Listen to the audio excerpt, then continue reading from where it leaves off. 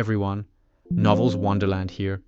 Thank you all for the love and support you've shown me and the channel. Blue Lock, My Ego is Unstoppable. Synopsis: National High School Football Championship.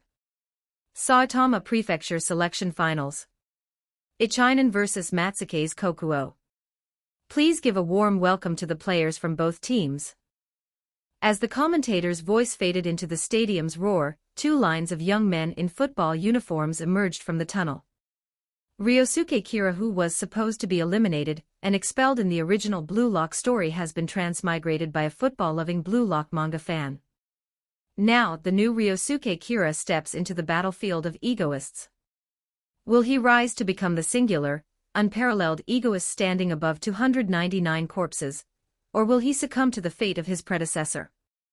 Detected attribute that can be absorbed. Vision +20, continuous decay. Duration, 10 minutes. Retention time, 24 hours. To read future chapters and support me, Patreon. com/demonic_fiction, chapter 1-25. A little surprise for the protagonist. Skull and Crossbones. Demonic fiction presents Skull and Crossbones. National High School Football Championship. Saitama Prefecture Selection Finals. Ichinen vs Matsuke's Kokuo. Please give a warm welcome to the players from both teams. As the commentator's voice faded into the stadium's roar, two lines of young men in soccer uniforms emerged from the tunnel. Kira Ryosuke. So handsome. He's so dreamy. He looked at me, he looked right at me. I want to be your girlfriend, Kira. I'll plant a kiss on your lips for every goal you score. Where am I? Who is Kira Ryosuke? Are they talking to me? The handsome young man leading one of the lines, wearing the black and green striped number 10 jersey, had a face full of confusion despite his striking good looks. Kira Ryosuke.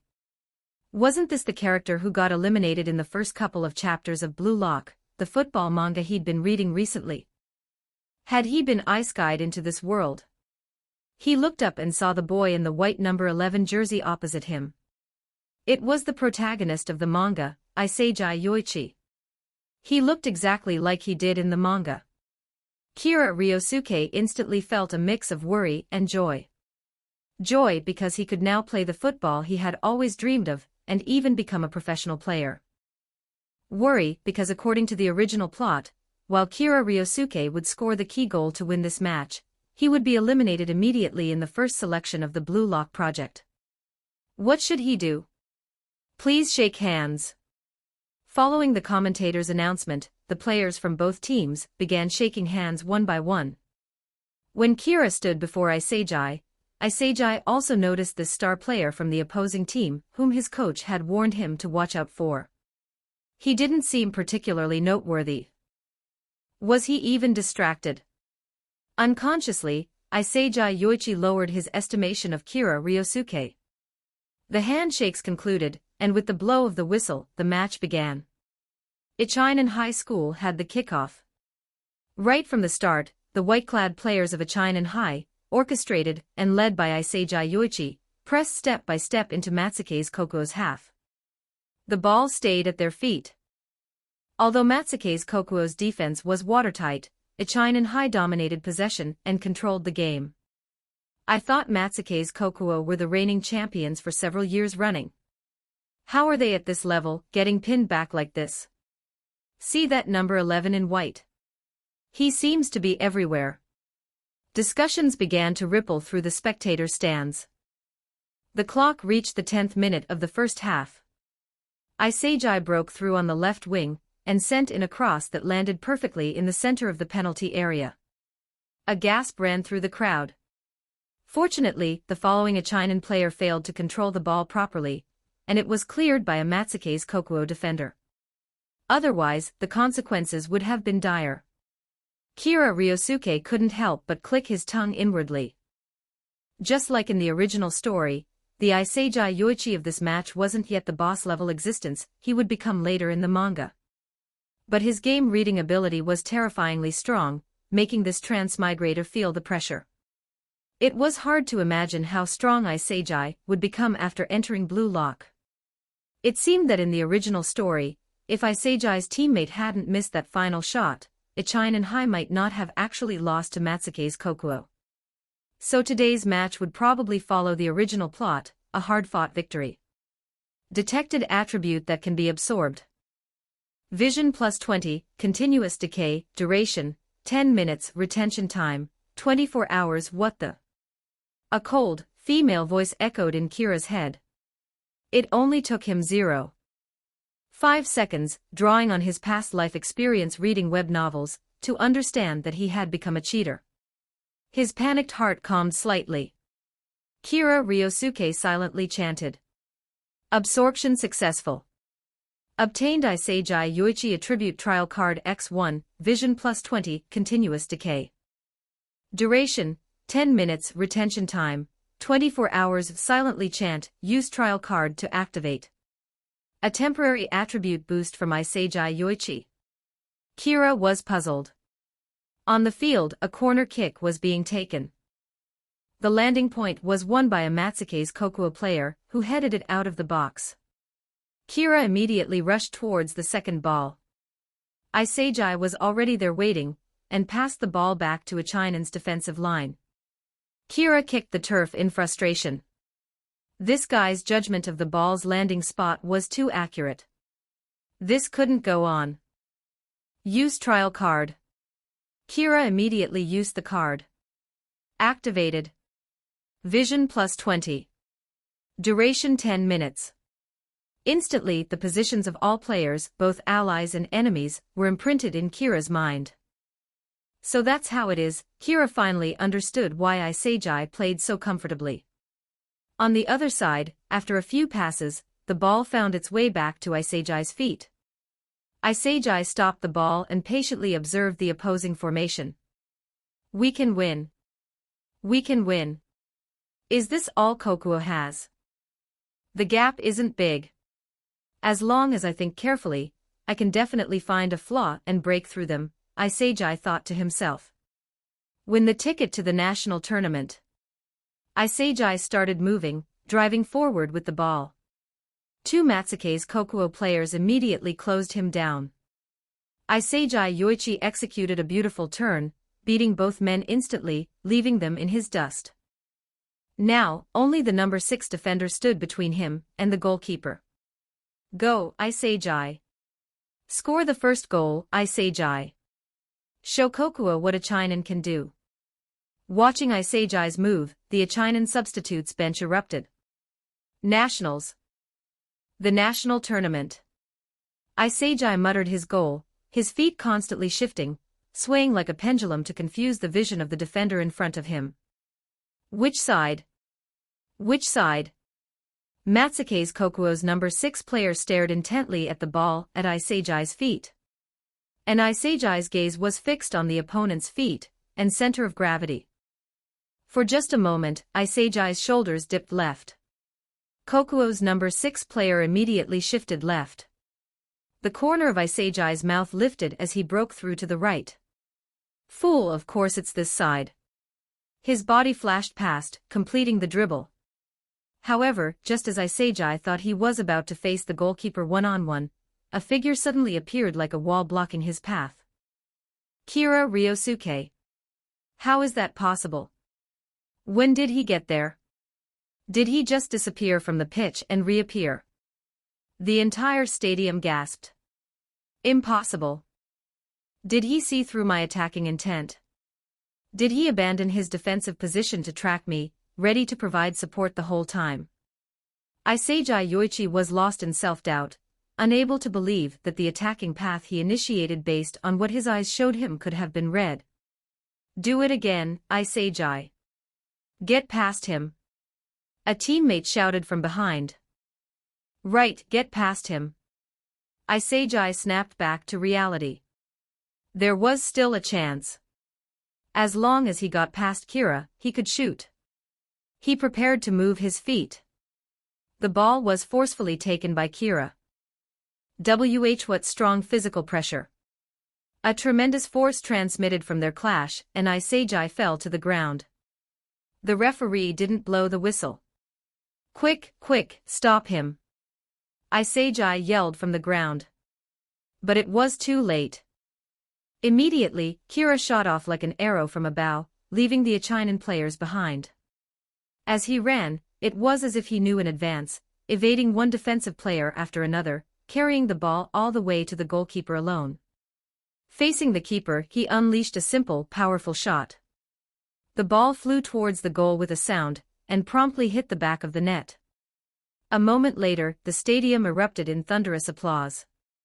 Matsuke's Kokuo players swarmed towards Kira Ryosuke from all directions to celebrate the goal. Oh my god! Matsuke's Kokuo's number 10, Kira Ryosuke, went on a solo run from his own half all the way to the opponent's penalty area, and put the ball in the net, the commentator shouted excitedly. Is he really a high school student? Even Iseijai couldn't gain an advantage over him.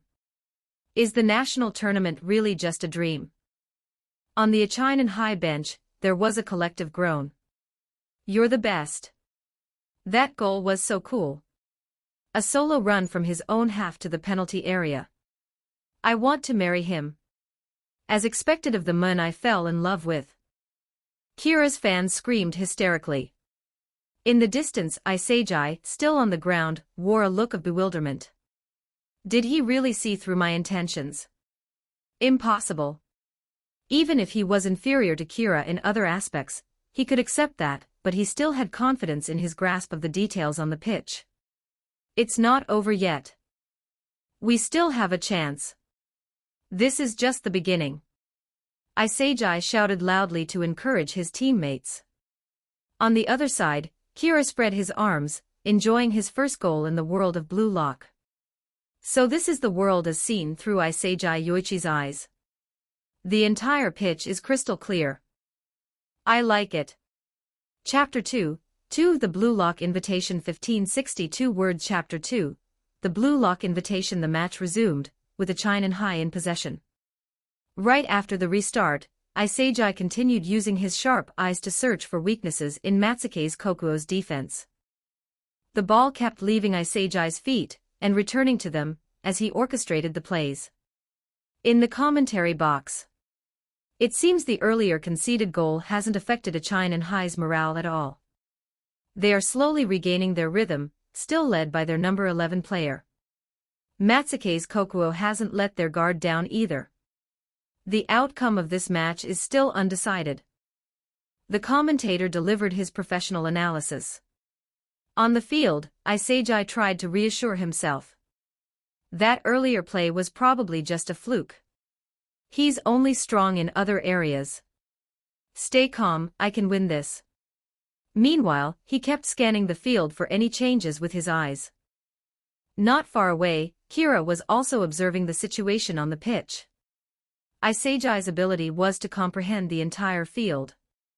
Now possessing the same vision, anything Iseijai could see, Kira could see too. Furthermore, his own physical strength, dribbling, and shooting were all superior to Iseijai's. So in this match, Iseijai Yoichi, you're going to lose badly. Having finished his analysis, Kira's mood instantly brightened. Since that was the case, he might as well enjoy the match properly. The clock reached the 17th minute. Iseijai finally found an opening through the center, delivering a through pass that sliced between two defenders, heading straight for his teammate. However, the ball never reached the Achinan High player. Wearing the number 10 jersey, Kira had appeared early, forcefully intercepting the ball. It's number 10 again. He has thwarted Achinan's attack once more. The commentator was incredulous. Iseijai, even more stunned, stood frozen in place. If the first time was luck, then predicting his moves twice in a row could only mean one thing: Kira's level was far above his own. As expected, after Kira intercepted the ball, he advanced to the penalty area, as if encountering no resistance. Nearing the goal, he used a simple feint to wrong-foot the goalkeeper, and slotted the ball home with a push shot. By the sidelines, in the commentary box. The commentator excitedly rose from his seat. This match has completely become Kira Ryosuke's personal showcase. He's been outstanding on both ends of the pitch. He's seen through his opponent completely. Overwhelmed with excitement, he completely forgot his earlier comment about the match still being undecided. On the field, Isagi stared blankly at Kira's figure, a question forming in his mind: did I actually think I could beat a guy like this? The match continued. In the ensuing play, the other Ichinan High players had already given up in despair, leaving only Isagi struggling on alone, but it was futile. Even after the attribute boost effect wore off, Kira managed to score 2 more goals later in the game. The final score was set at 4-0. When the match ended, the chants of Kira from the stands flooded everyone's eardrums like a tidal wave. Post-match, near the Ichinan High substitutes bench, the Ichinan High coach was giving a speech, his voice choked with emotion. The day will come when you realize this loss wasn't meaningless in your lives. Everything in life has meaning. To me, the Ichinan Football Club is the best team in Japan. Isagi Yoichi stood below, listening to the coach's heartfelt words, but a different voice echoed in his heart. We're just another ordinary team that couldn't even make it to the national tournament. Isagi finished the thought silently in his mind, then turned his head away. That figure was surrounded by flowers and applause. At the very least, I need to become a player like him first, Isagi secretly resolved. And on the other side, Kira stood on the interview podium, finally understanding why winning felt so exhilarating. The feeling of being in the spotlight made him feel truly alive. He secretly vowed to keep winning, even in the upcoming Blue Lock selection. A reporter below raised a microphone. For a player like Kira, participating in the national tournament should be a given, right? Are you confident about making the jump to the U-18 national team roster? Such a familiar question. The original Kira probably would have said something like, my current plan is to play well in the national tournament, thanks to my teammates, right? But I'm not him. Kira pondered for a moment before answering, participating in the national tournament is just my starting point. My goal is to become the world's number 1, number 2, and number 3 striker. Holy crap, this youngster. The reporters were somewhat shocked by the young man's lofty ambition. But even considering Kira's stellar performance today, none of them took his statement seriously. The world's best striker. It was just a child's dream. After the interview, Kira said goodbye to his teammates and coach. Returning home. I'm home. Kira Ryosuke shouted as soon as he opened the door. Welcome back. How was the match, Ryo-chan?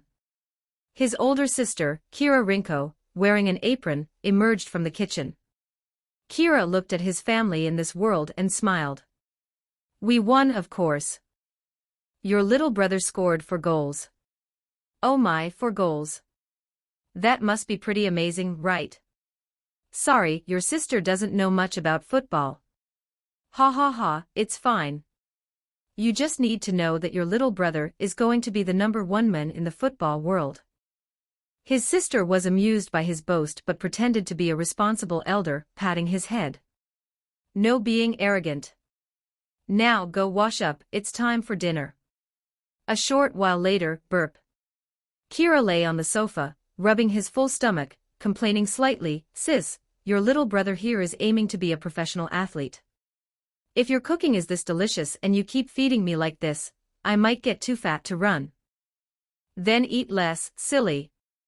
But it's just too tasty. Oh right, Kira Rinko seemed to remember something, taking a letter from a drawer. This seems to be for you. It's from some football federation. It's here. Kira instantly perked up. He opened the envelope. Even though he knew what it was, he couldn't suppress his excitement. Kira Ryosuke, selected for the intensive training camp list. Sister Rinko looked confused. But aren't you going to the national tournament next? Is this good news? Your sister doesn't really understand. It's good news, very good news, Kira Ryosuke said, looking at the letter in his hand, unable to contain his surging emotions. Isagi must have received a letter too by now, right? That place is a den of monsters. I'm really looking forward to meeting them all. When I become a professional player, I'll buy you a big house. Okay, I'll be waiting for that day. On the other side, at Iseiji Yoichi's home. Iseiji curled up on his bed, reminiscing about everything related to football. I'm just an unknown second-year striker. I can't become a superstar like Noel Noah, the Blue Lock World's European Player of the Year, a legendary striker known for his unmatched skills and dominance on the global stage. He thought back to his childhood, crouching in front of the TV watching Noah play, captivated by his skill, gradually getting involved with football step by step. He kept playing, became one of the best among his peers, and even foolishly dreamed of becoming Japan's national team top scorer and winning the World Cup. In the end, he was just an ordinary player who couldn't even reach the threshold of the national tournament. Probably, even becoming a professional player would be difficult in the future. The image of Kira Ryosuke playing today surfaced in his mind. He's so strong. His awareness, dribbling, shooting, undoubtedly all top class for a high school student. That guy will probably become a professional player. No, a star player. Even a superstar. We're both second-year high school students. Why is the gap so vast? There's still 1 year until graduation. If I had trained harder, much harder before, would the outcome have been different? My fate probably won't change now, will it? I'm not willing to accept this. Not willing. 2 streams of tears, unbidden, flowed from his eyes, tears of frustration at his own lack of effort, and despair at the gap between him and Kira Ryosuke. Knock knock. A sound came from the door. Yoichi, there's a letter for you. It seems to be from some football federation. His mother's voice came from outside the door. Iseiji quickly wiped his tears, and went to the door, also wondering what it could be. Iseiji Yoichi, selected for the intensive training camp list. Iseiji read the words on the envelope, his face full of disbelief.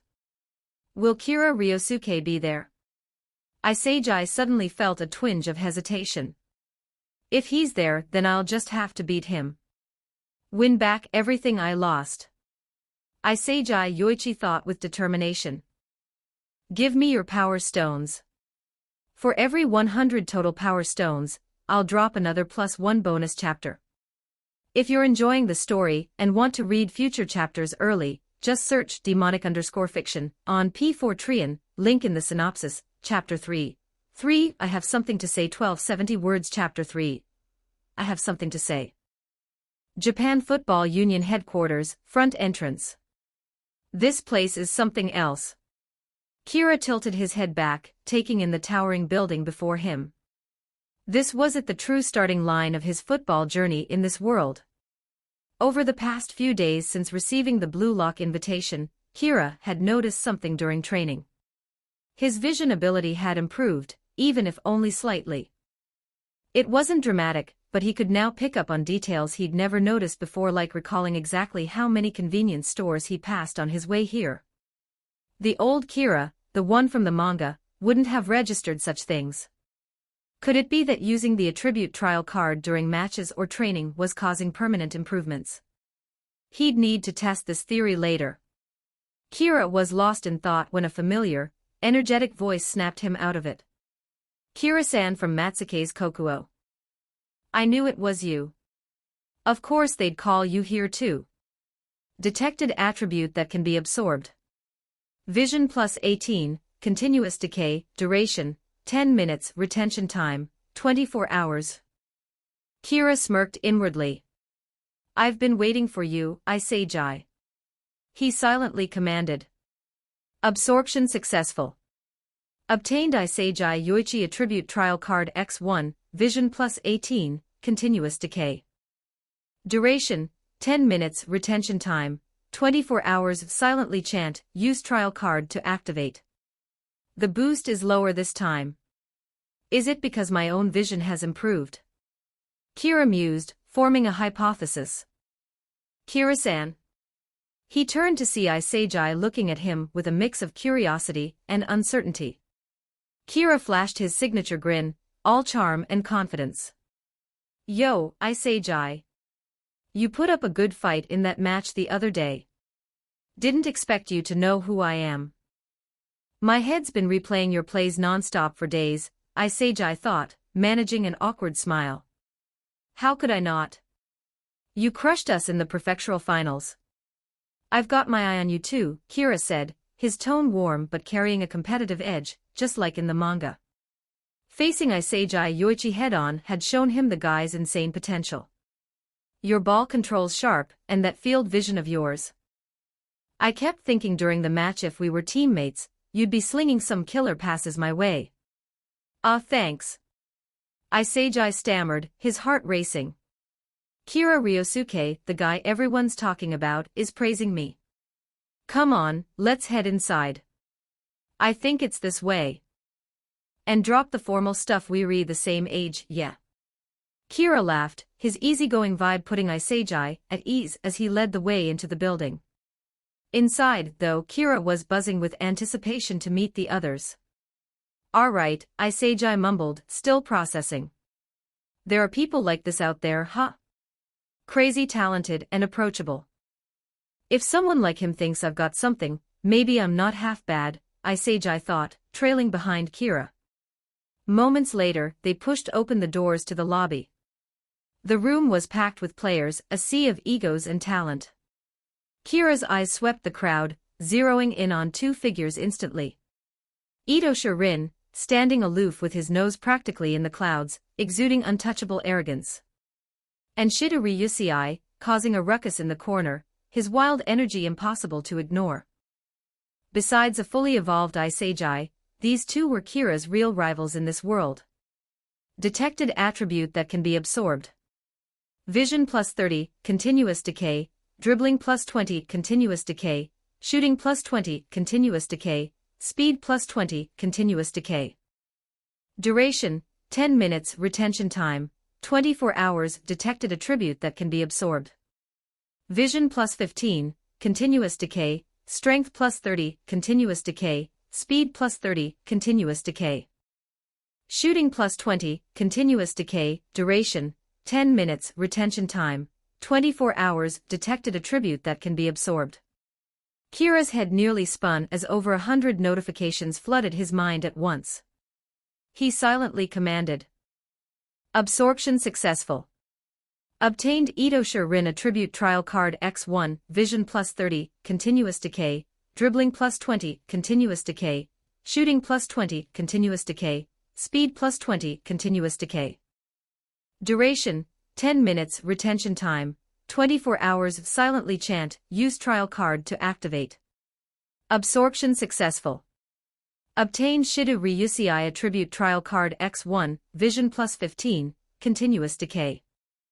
Strength plus 30, continuous decay, speed plus 30, continuous decay, shooting plus 20, continuous decay, duration, 10 minutes, retention time, 24 hours, silently chant, use trial card to activate. The system can currently only absorb and retain 3 attributes. No further absorption possible.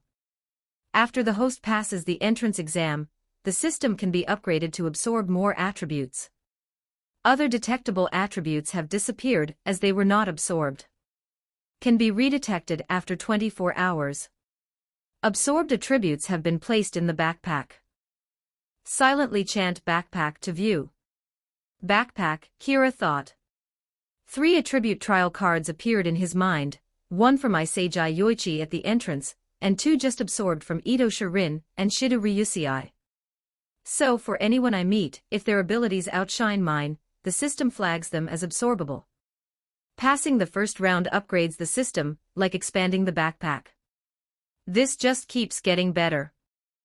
Isagi's voice cut through, tinged with concern. All good, all good. Probably just didn't sleep enough last night, Kira said, shaking his head and snapping back to reality. Why do I feel like I've seen a lot of these guys before? Isagi muttered, scanning the room with a puzzled look. Because they're Japan's top young strikers, that's why, Kira thought, keeping the answer to himself. A spotlight suddenly snapped on, illuminating the center of the lobby stage. A scrawny man in a suit, with square glasses and a bowl cut, stepped forward, clearing his throat dramatically. Listen up, you diamonds in the rough. Igo Jinpachi's voice rang out, sharp and commanding. You're the 300 best strikers I've handpicked, all under 18, based on my own flawless judgment. I'm Igo Jinpachi, hired to make Japan win the World Cup. Whoosh! The lobby erupted into chaos, voices overlapping in a frenzy. Who's this weirdo? Anyone know this guy? World Cup. Seriously? Kira face-bombed, a grin tugging at his lips. Here we go. Classic Igo Jinpachi, ready to brainwash everyone. I'll cut to the chase, Igo continued, unfazed. He laid it all out, the Blue Lock project, designed to forge the world's greatest striker. The 300 players would live here, cut off from the outside world, undergoing brutal training. Only one would emerge, having crushed the other 299, to claim the title of the world's #1 striker. Japan's obsession with possession-based play, Igo declared, would never produce a true goal-scoring beast. The crowd was dumbfounded, murmurs rippling through the room. Who does this guy think he is? This is insane. I'm supposed to be at the national tournament, not stuck in some weird camp. Kira knew the script. In the manga, the original Kira Ryosuke would have jumped up to challenge Igo, sparking an argument that ended with Igo's fiery speech igniting everyone's competitive spirit, convincing them to stay. But Kira wasn't that guy. He was here to shake things up. Excuse me, Kira called out, raising his hand. Every eye in the room turned to him. Igo Jinpachi's sharp gaze locked onto the star player he'd already pegged as a standout. Who's that? Wait, is that Kira Ryosuke from Saitama? The guy who scored 4 goals in the prefectural finals. What's he gonna say? Ignoring the whispers, Kira stepped forward, ready to deliver a speech that would set the stage for his own legend. Give me your power stones. If you're enjoying the story and want to read future chapters early, just search demonic_fiction on P4trian, link in the synopsis, Chapter 4, for Demon Tag 1401 words. Chapter 4, Demon Tag. Noel Noah, the world's greatest striker, who outshone Messi and Ronaldo and dominated the Ballon d'Or, once said, I'd rather score a hat trick in a 3-4 loss than assist a teammate for a 1-0 win. Eric Cantona, a legend of the 20th century, declared, the team doesn't matter. As long as I shine. And King Pelé, 3-time World Cup champion, said, best striker, best midfielder, best defender, best goalkeeper. Ask about any position, and the answer's me. These are the words of era-defining, world-class strikers. They're all exquisite egoists. Kira Ryosuke's voice carried a fierce edge as he stepped forward, his gaze locked on Igo Jinpachi. So, Igo-san, I believe in your vision. He strode confidently to the stage, standing beside Igo and facing the door behind him. I'm here to become the sole hero, standing atop the ashes of 299 others. The crowd below exploded into chaos. Is Kira Ryosuke that cocky? Even for him, that's way too much. Hey, is this kid looking down on us? Shido Ryusui's wild grin spread as he eyed Kira like a predator sizing up prey. Pathetic, Ito Shirin muttered, his voice dripping with disdain. Seiji stared at the figure on stage, his mind racing. How can he stand there and say that so confidently?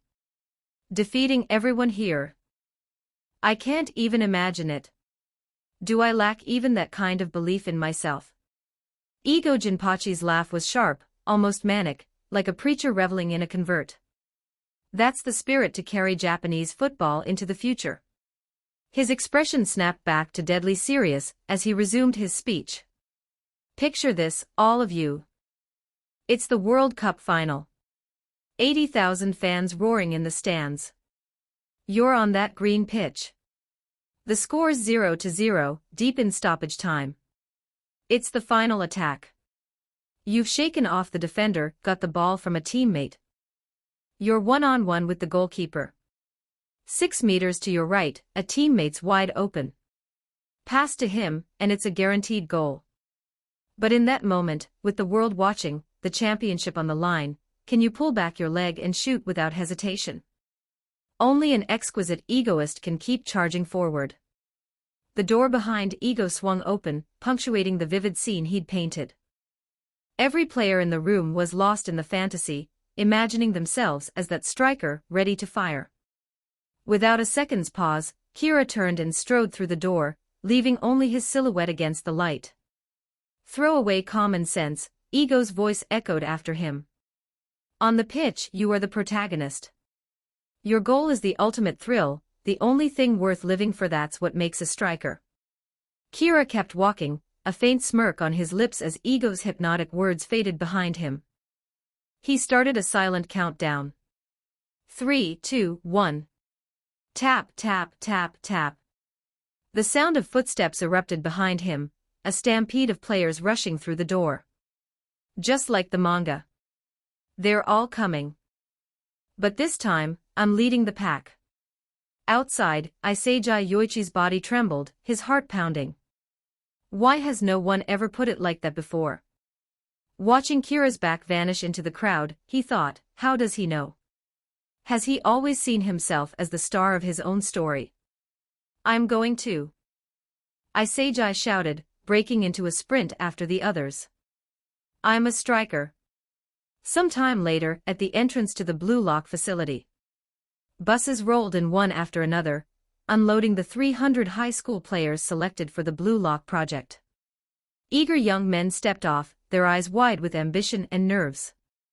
At the reception, a woman in a sharp suit stood with staff, handing out tight-fitting blue uniforms. Her name tag read, Anne Retiree, the mastermind who'd pitched this radical project to the Japan Football Union. "Hand over your phones and wallets," she announced. "That's harsh." "No way, that's inhumane." Grumbling, the players complied. In this day and age, who could survive without their phone? Once you've got your uniform, head to the room matching the letter on it. Change and wait for further instructions. Kira glanced at his uniform, Z289.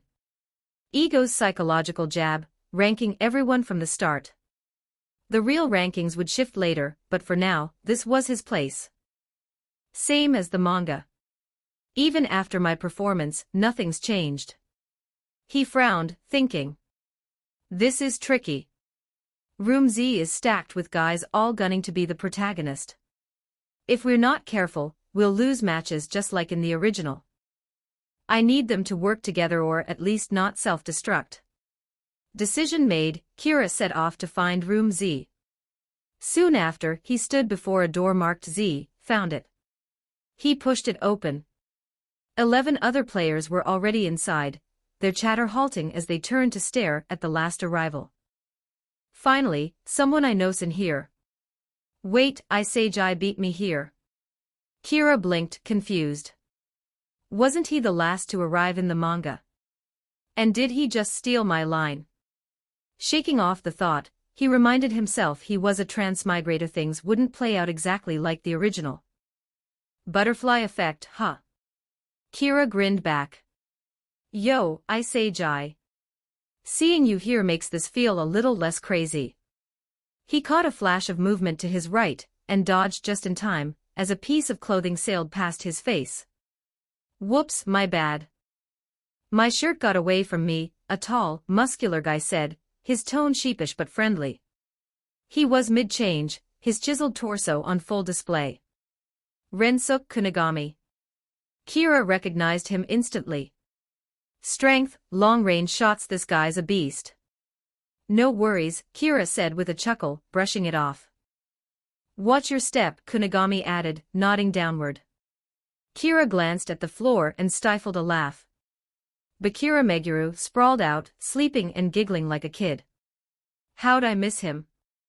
The guy was muttering in his sleep, completely unbothered by the chaos around him. Even knowing the plot, seeing this guy in person is something else. What kind of nerve does it take to nap like that here? Shaking his head, Kira joined Iseiji at the remaining lockers and started changing into the blue uniform. A guy with a buzz cut and black hair approached, his eyes wide with excitement. You're Kira Ryosuke, right? The new football star everyone's buzzing about. It's really you. Igaguri, Kira thought, suppressing a sigh. Average at best, but somehow hung on in the manga without getting cut. Hey, yeah, that's me, Kira replied, keeping his tone polite but distant. No attributes to absorb here, that's for sure. I'm Igarashi Guramu. But you can call me Igaguri. You and Isegai are buddies, right? My family runs a temple, by the way. Igaguri launched into a non-stop ramble. Kira nodded along, barely listening, his mind on the first selection. Isegai stood nearby, offering an awkward smile as Igaguri droned on. Diamonds in the rough, you done changing yet? Ego Jinpachi's sharp voice crackled through a large screen on the wall, snapping everyone to attention. You've all been ranked based on my subjective judgment. The number on your uniform is your current standing among the 300. Those rankings will shift daily, based on your training and match results. And the top 5.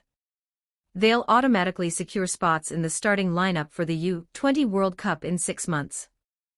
Oh, and one more thing, get eliminated here, and you're banned from Japan's national team. No national team eligibility. That's way too harsh. What if he's serious? The room buzzed with panic. Kira caught Isegai glancing at his own ranking, 299, his face falling as he realized he was near the bottom. Kira smirked inwardly. Ego, you sly bastard, messing with the kid's head already. Next up, the entrance exam begins. Ego's grin was almost feral. It's time for a demon tag. Kira felt a jolt of tension. In the manga, the original Kira Ryosuke was eliminated by Isegai in this very test. Not this time. I'm rewriting that script. Who do you think will be eliminated here? Maybe Igaguri? Or perhaps the main character will be eliminated, who knows?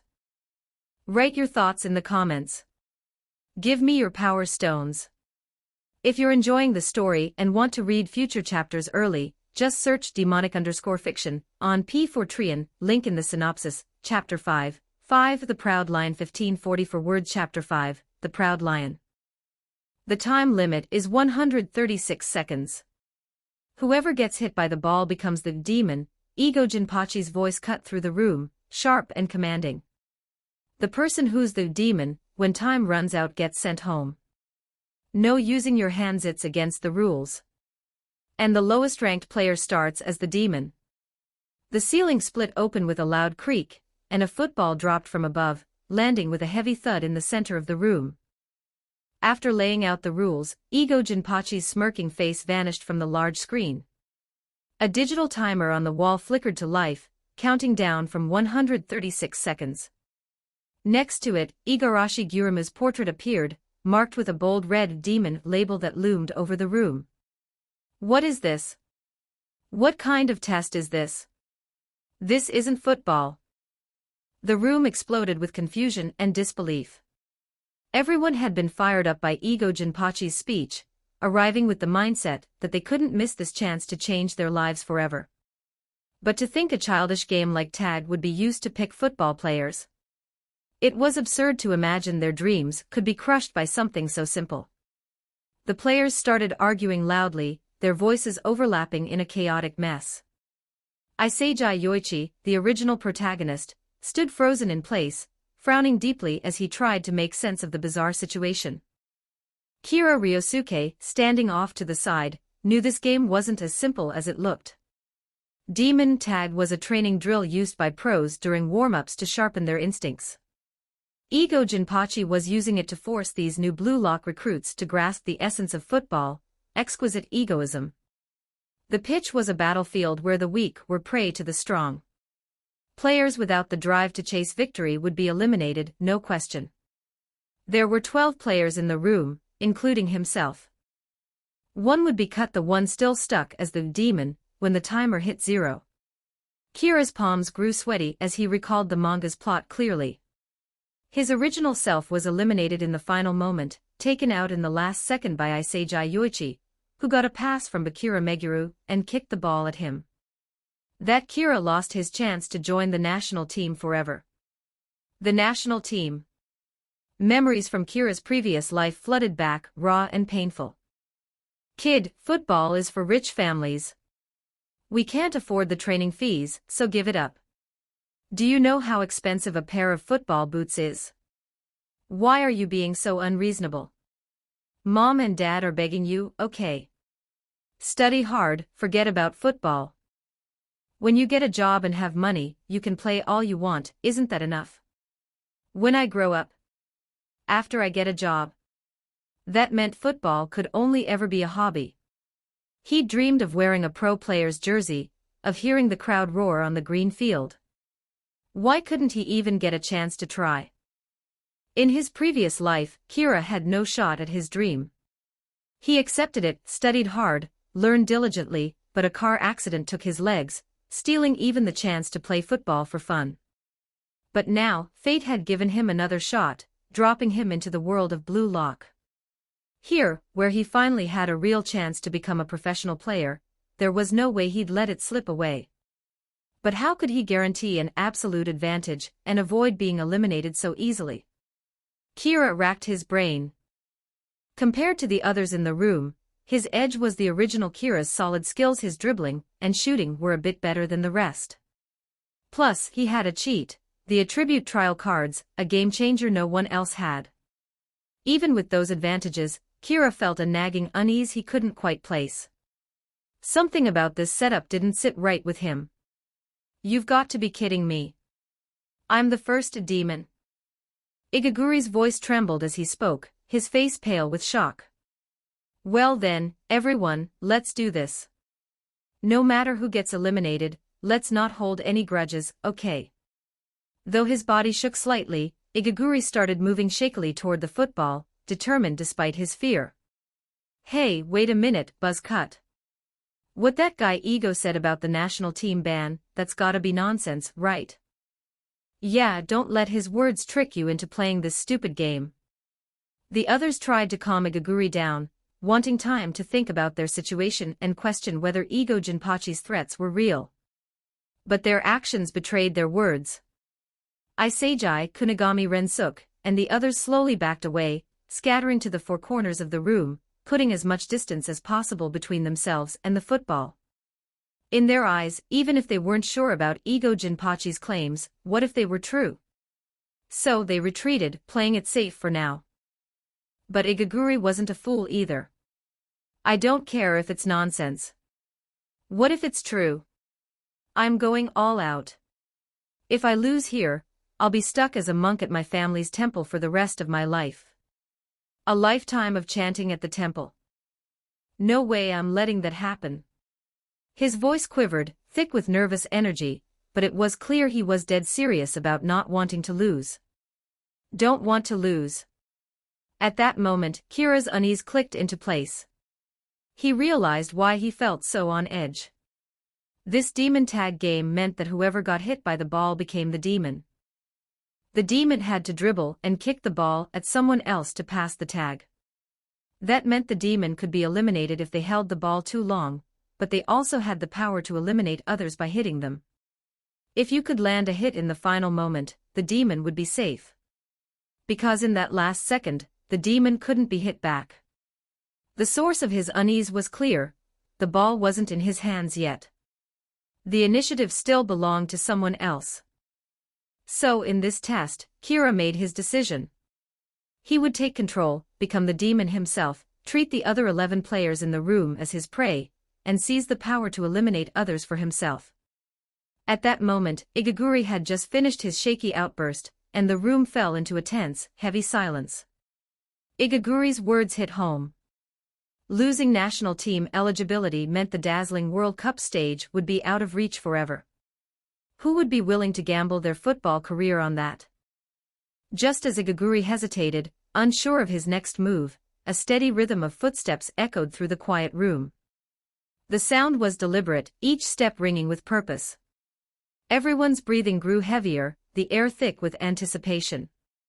In their view, a figure moved toward the football, his steps calm and firm, exuding a quiet confidence that radiated an almost tangible sense of dominance and authority. Iseijai's voice cracked with disbelief.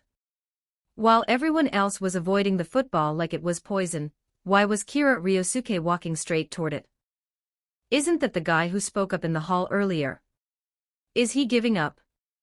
Why's he going for the ball? The others were caught between intimidation and confusion, rattled by Kira's commanding presence. No, that's not it, Isagi muttered, his instincts kicking in. From facing Kira on the pitch, he knew this wasn't someone who'd surrender voluntarily. Kira, what are you doing? Igaguri stammered, full of confusion, but he froze, overwhelmed by the aura Kira gave off, stopping his approach to the ball. Kira acted like he didn't hear the question. He lowered his head, walked to the football, and placed his right foot on top of it with deliberate ease. Then, he slowly raised his head, his eyes scanning every player in the room with a fierce determination, as if he held the entire game in his grip. Everyone, I've got something to say, Kira said, flashing his breezy, charming smile that carried a dangerous edge. Everyone felt an inexplicable chill, like something massive was about to happen if they didn't let him finish. I want to make a bet with all of you. I'm challenging every single one of you by myself.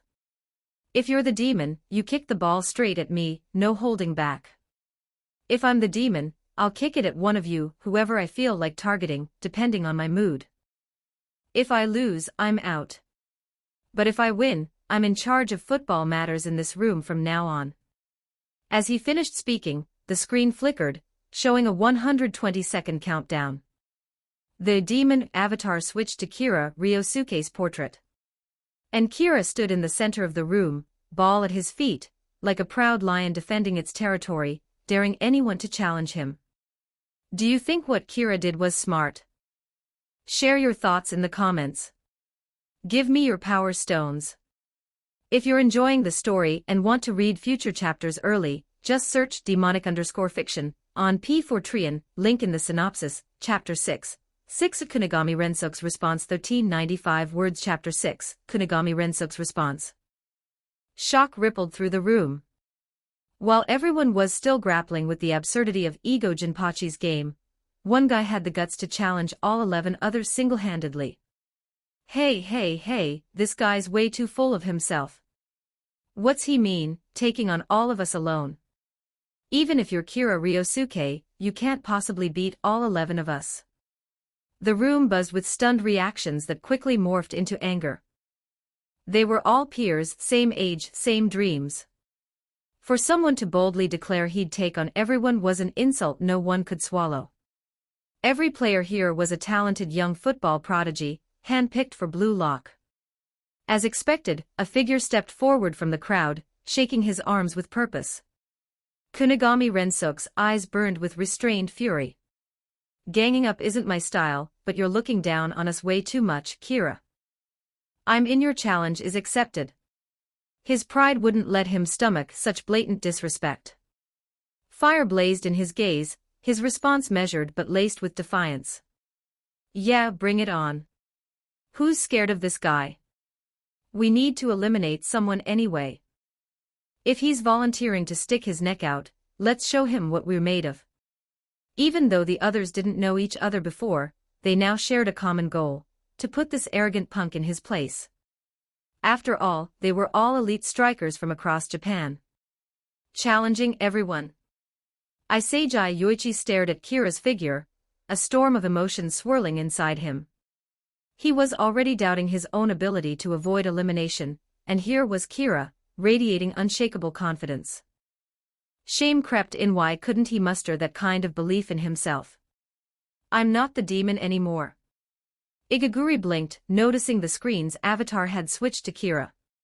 He slunk to the sidelines, acting like this no longer concerned him, and began watching with sly curiosity. In the Blue Lock monitoring room, dozens of screens lined the walls, displaying every moment from the facility's rooms.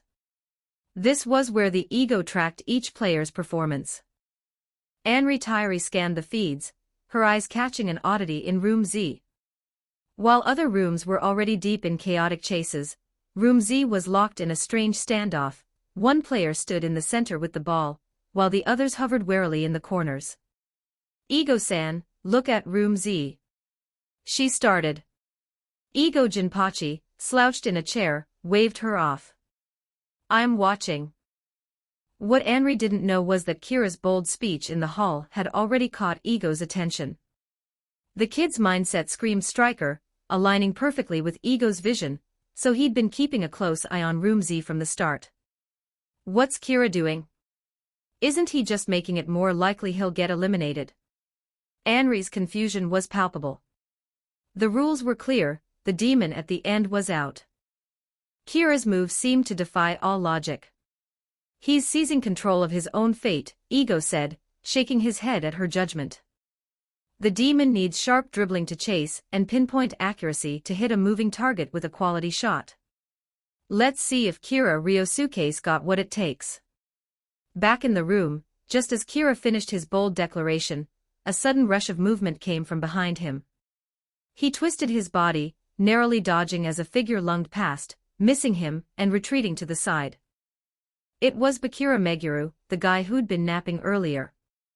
Ah, so close. Almost had him, he chirped, grinning mischievously.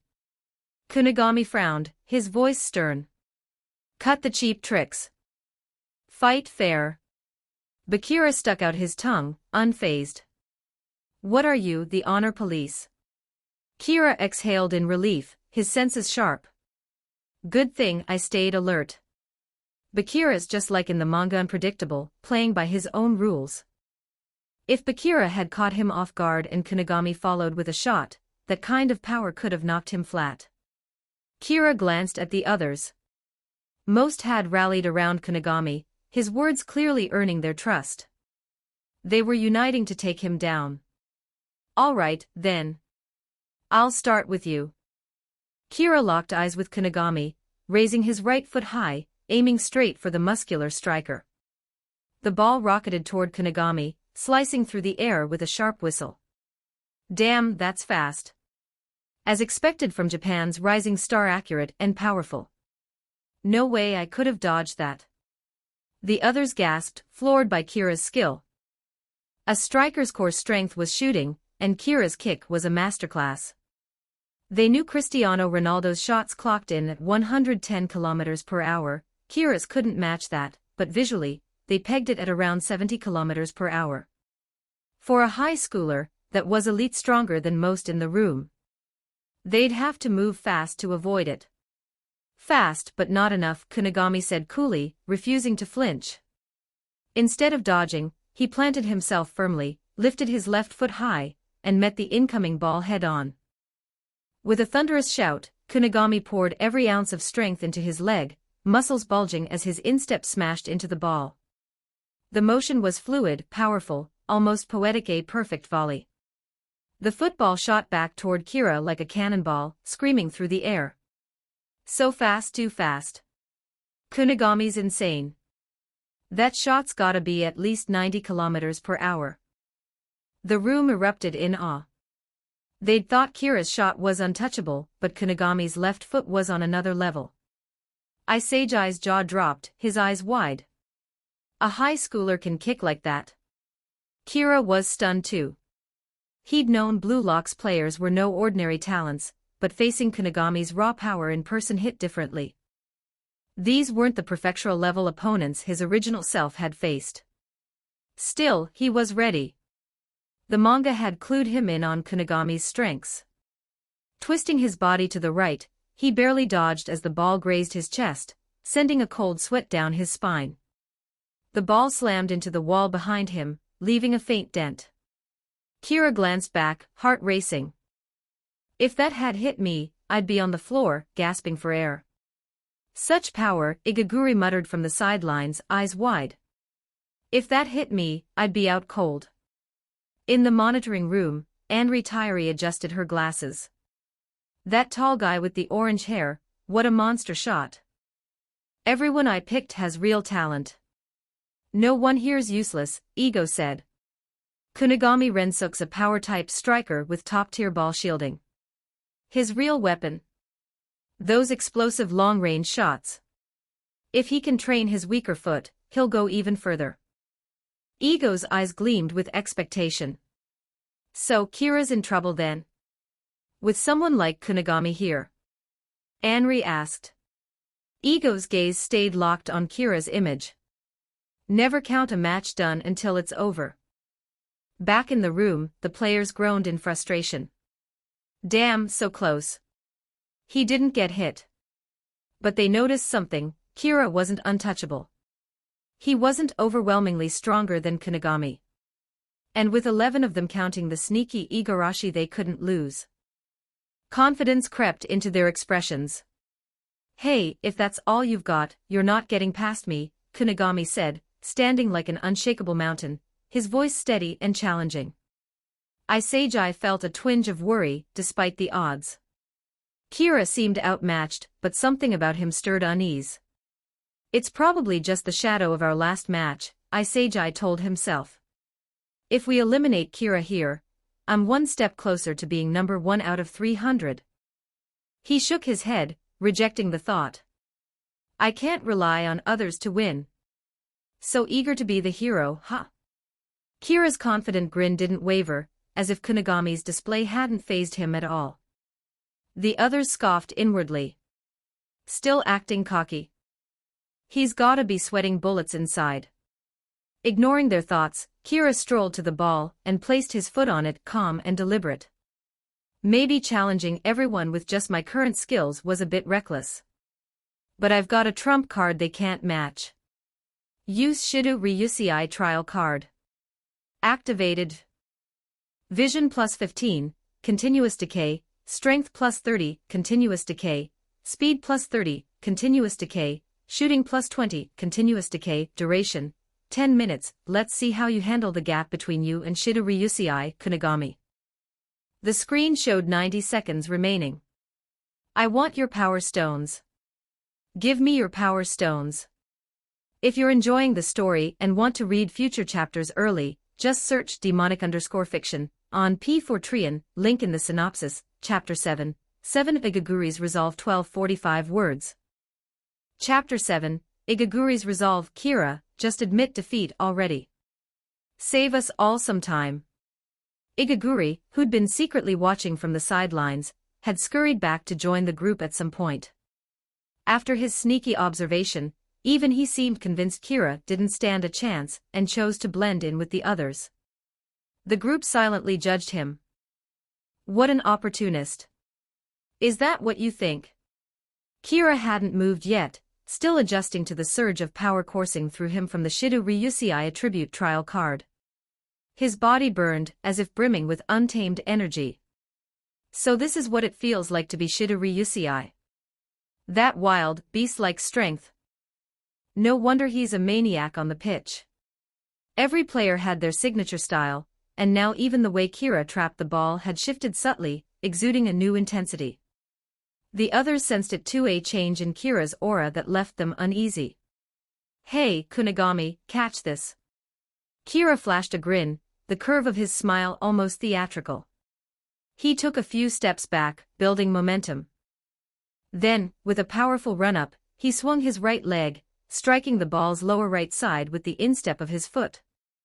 The ball rocketed into the air, spinning wildly. Confusion rippled through the group. The shot wasn't heading toward Kunigami at all, it curved sharply, veering toward the left side of the room where no one stood. Ha ha ha, what's with that shot? He completely missed. There's nobody over there. Where's he even aiming? Kunigami frowned, just as baffled. Is this Kira guy overhyped? Can't he even kick straight? Japan's so-called football prodigy. Is this all he's got? Kira, unfazed, pressed his index finger to his lips. Let the ball fly a little longer. Isagi's eyes tracked the ball's arc, his instincts kicking in. No, that curve, it's not just flying left. A sudden realization hit him. It's going to curve back. It's aimed at Kunigami. It's a banana shot, Kunigami. Watch out. Isagi yelled. Banana shot. Kunigami whipped his head to the left, pupils trembling. The ball, tracing a perfect semicircle, abruptly shifted direction, accelerating straight toward him. Kunigami ducked just in time. The ball whistled over his head, grazing the top of his hair. That was too close, Kunigami muttered, collapsing to the floor, heart pounding. A split second slower, and that would have smashed my face. What a shot. That angle, that curve, it's not something you pull off without pinpoint control over power and foot placement. Kunigami, who prided himself on his own powerful kicks, knew he couldn't match that kind of precision. He shot a grateful glance at Isagi, but Isagi's face was pale, his voice urgent. It's not over, Kunigami. The ball's coming back. Coming back. Kunigami snapped his head forward. In the distance, Kira launched himself into the air, his body twisting mid-flight, suspended in a dramatic sideways pose, left foot low, right foot high. With a ferocious swing, he struck the rebounding ball off the wall with the outside of his right foot. That hang time. An outside of the foot volley. The ball screamed through the air, faster than anything Kunigami had ever kicked. I can't dodge this. Despair washed over Kunigami as he braced himself, eyes squeezing shut. For the first time on the pitch, the towering striker felt utterly powerless. The ball slammed into Kunigami's face with a sickening thud, sending him crashing backward to the floor. A deep, red football imprint marked his cheek. So fast, someone whispered. He did that from midair. Kunigami, he got hit. The room fell silent, stunned by Kira's display. First a pinpoint banana shot, then an explosive outside foot volley. Is this guy a monster? He's too strong. Isagi stared, wide-eyed, at Kunigami sprawled on the floor. So strong. Kunigami, the powerhouse, didn't even last 20 seconds. His mind raced. If I faced Kira, could I hold out any longer? Kunigami, nose bleeding, lay dazed, staring at the ceiling. So fast, so fast. He mumbled. Monitoring room Anri Tairi stood frozen, her gaze flicking to Igo Jinpachi. That banana shot was the kind of highlight reel play pros dreamed of pulling off. But while most aimed for the goal, Kira's target was Kunigami's face, a much smaller mark. The precision was staggering. And then that outside foot volley. The core strength needed to unleash that kind of speed midair was beyond comprehension. VAR test, Igo said, his expression calm but his eyes glinting with curiosity. What was the speed of Kira's final kick? Anri checked the data, her voice trembling. A speed on par with high-level pros. Igo's lips curled into a knowing smirk. A true diamond in the rough. Inside the room the screens of Demon, Avatar switched to Kunigami. Time remaining, 65 seconds. The ball, after striking Kunigami, ricocheted to the far side of the room. Kira strolled over casually, placing his foot on it. The Demon Avatar flipped back to Kira. Time remaining, 60 seconds.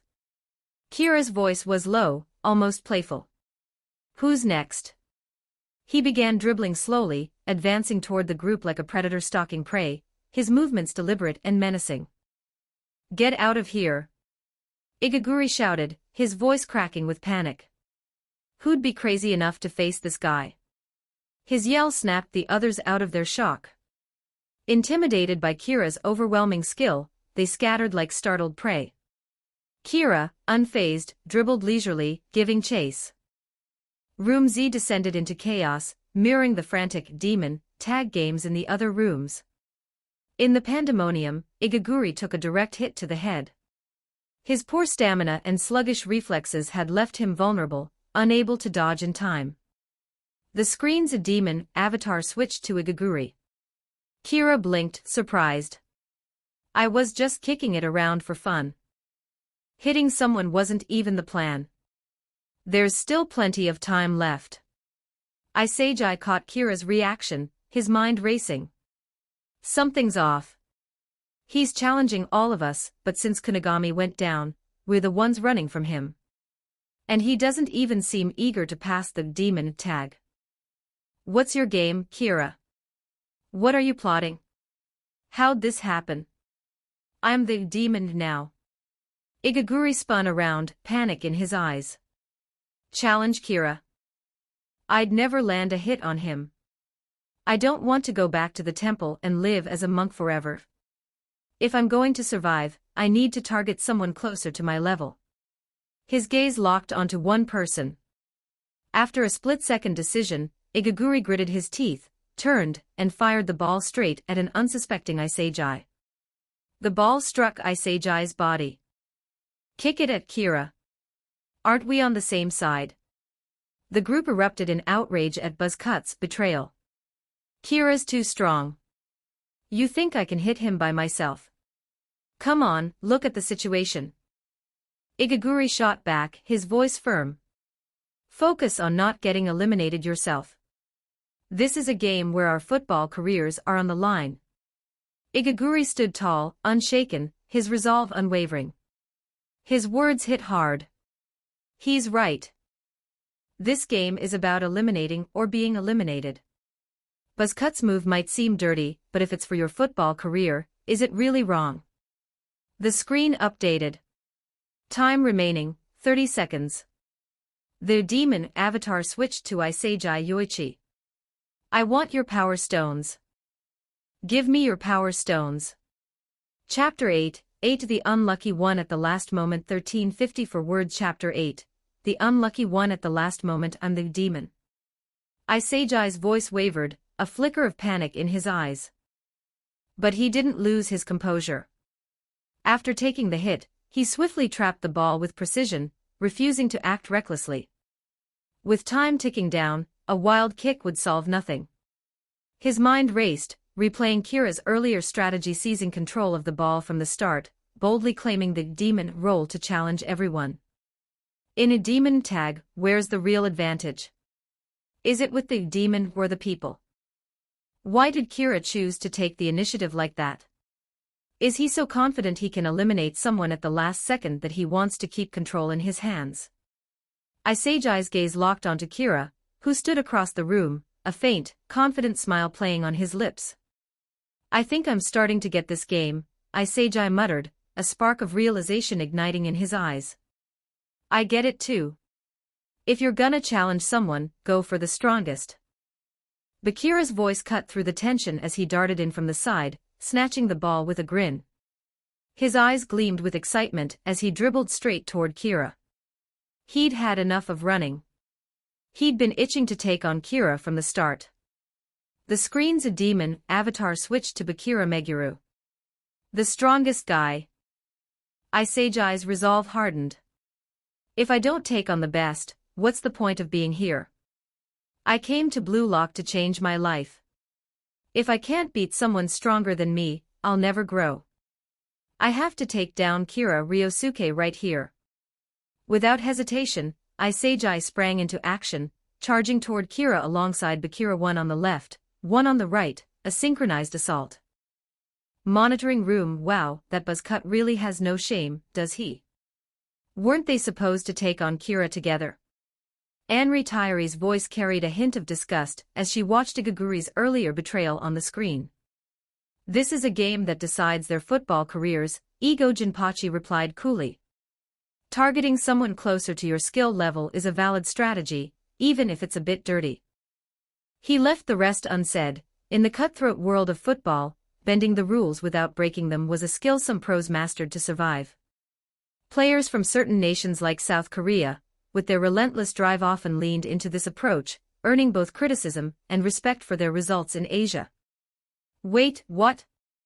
Those two are going after Kira together. Anri's eyes widened as the screen showed Bakira and Isagi charging. Ego's gaze sharpened, a faint smirk tugging at his lips. The monitor revealed something unexpected. Kunigami Rensuke, who'd been sprawled on the floor moments ago, was no longer there. Inside the room, Bakira weaved toward Kira with electrifying speed, his dribbling a dazzling display of raw talent. In a flash, he closed the distance, the ball dancing at his feet as he faced Kira head-on. Igaguri watched, jaw dropped. I think he's the worst in the room, and yet he's still that fast without losing control. Namu Amida Butsu, football is brutal. So many monsters in here. Bakira locked eyes with the unfazed Kira, flashing a mischievous grin. With a sudden flick, he launched the ball not at Kira, but high over his head, arcing toward the ceiling behind him. What the hell's he doing? Igaguri blurted, baffled. Kira's right there. Why aim for the ceiling? The others exchanged confused glances. But Bakira wasn't fazed. He knew someone would be waiting for that ball. It was his secret weapon, his uncanny game intuition. Right on cue, discipline committee. Kunigami. When did he get up? Wasn't he out cold? He looks pissed. Is that red steam coming off him? Unnoticed by most, Kunigami had risen and positioned himself behind Kira. Fury burned in his eyes, veins bulging on his face, the red imprint of Kira's earlier shot still glaring on his cheek. He'd never been humiliated like this in front of a crowd. Now he was out for blood, determined to reclaim his pride. Kunigami sprinted to the ball's landing spot, right knee bent, left foot swinging high as his arms steadied his balance. With a roar, he unleashed a ferocious strike on the descending ball. The shot rivaled the speed of Kira's earlier volley that had floored him. Boring tricks, Kira said under his breath. While everyone else was fixated on Bakira's move, Kira had clocked Kunigami's approach the moment Bakira started dribbling. Shido Ryusei's vision might not match Ito Shirin's, but it was still elite level in blue lock. Did they really think I wouldn't notice a giant like him sneaking around? And you, Iseiji Yoichi, hiding behind the others. Let's see what you've got planned. To the onlookers, it was as if Kira had eyes in the back of his head. He leaned forward at the perfect moment, the ball whistling just over his back. The ball slammed into the wall. Holy crap! Does he have a third eye or something? Igaguri shouted, stunned. That actually worked. Kunigami rubbed his eyes in disbelief. If I were in his position, no way I could have dodged that. Bakira's dribbling had drawn all the attention, leaving Kira's back vulnerable, or so they thought. No way. The room buzzed with awe and confusion. Since when was Japan's rising football star this dominant? But while everyone marveled at Kira's dodge, one person had gone unnoticed except by Kira. Iseiji had quietly positioned himself along the path of the ball rebounding from the wall. Right here. Iseiji thought, his heart pounding. Based on what I've seen of Kira's skills, I knew he'd dodge those attacks. So I used Bakira and Kunigami as decoys to cover my move, tracking the ball's rebound to set up the real strike. He'd bet on this moment, and he'd been right. The ball was falling perfectly in front of him, just within Kira's blind spot after his dodge. He can't see this coming. Iseiji seized the chance. Raising his right leg high, he met the rebounding ball with a thunderous volley, aiming straight for Kira. Send Kira Ryosuke home. I'm not losing to him here. Time remaining, 5 seconds. No one else saw it coming. Kira seemed vulnerable. But then Iseiji Yoichi, I can see you clear as day. Kira spun in a flash, his foot snapping out to meet the ball flying from his blind spot. Let's test Shido Ryusei's shooting power. The ball carved a stunning arc through the air, rocketing at breakneck speed toward a corner of the room. It's coming for me. Wataru Kyuon, who'd been lurking on the sidelines, avoiding the fray and thinking he'd coasted through, froze in shock. Completely unprepared, Kyuon couldn't react in time. The ball smashed into him. The screen froze, displaying Wataru Kyuon's portrait as the final demon. Eliminated. Blue lock monitoring room. How many eyes does this guy have?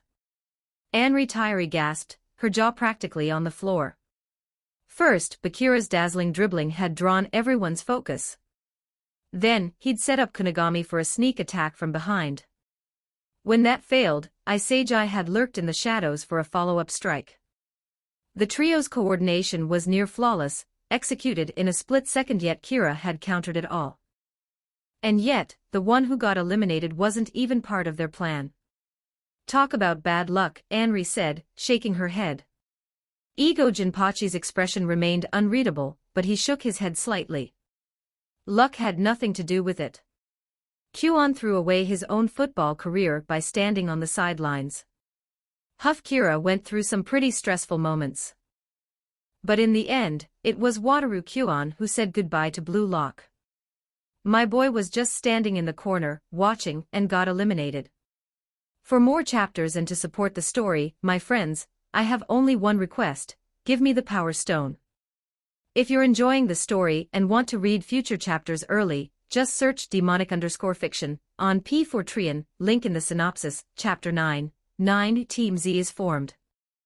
12-16 words. Chapter 9, Team Z is formed. Inside the room, Kunigami stared in shock once more. He'd been the closest to Kira during that final kick, witnessing it in crystal clear detail. Kira hadn't even glanced toward the ball's direction. Yet, without a shred of hesitation, he'd spun around and struck it perfectly. If he didn't know it was coming, this defies explanation. His eyes weren't even facing that way. So how did he anticipate it? I didn't even react in time, but he was already moving. This guy. He's a straight-up monster. Bakira's face lit up with pure exhilaration. He'd finally found him, the monster he'd been searching for all this time. Playing football alongside a true monster had been his lifelong dream, and now, it was on the verge of becoming reality. Isagi panted heavily, his mind reeling. What the hell just happened? That familiar sensation of being completely red returned, sending a shiver through him. My shot was perfectly concealed, yet he still saw right through it. He'd already picked his target. That curve, it flew straight to that player like it was destined. Could it be he decided who to eliminate from the very beginning? Who gets booted is entirely up to his whims.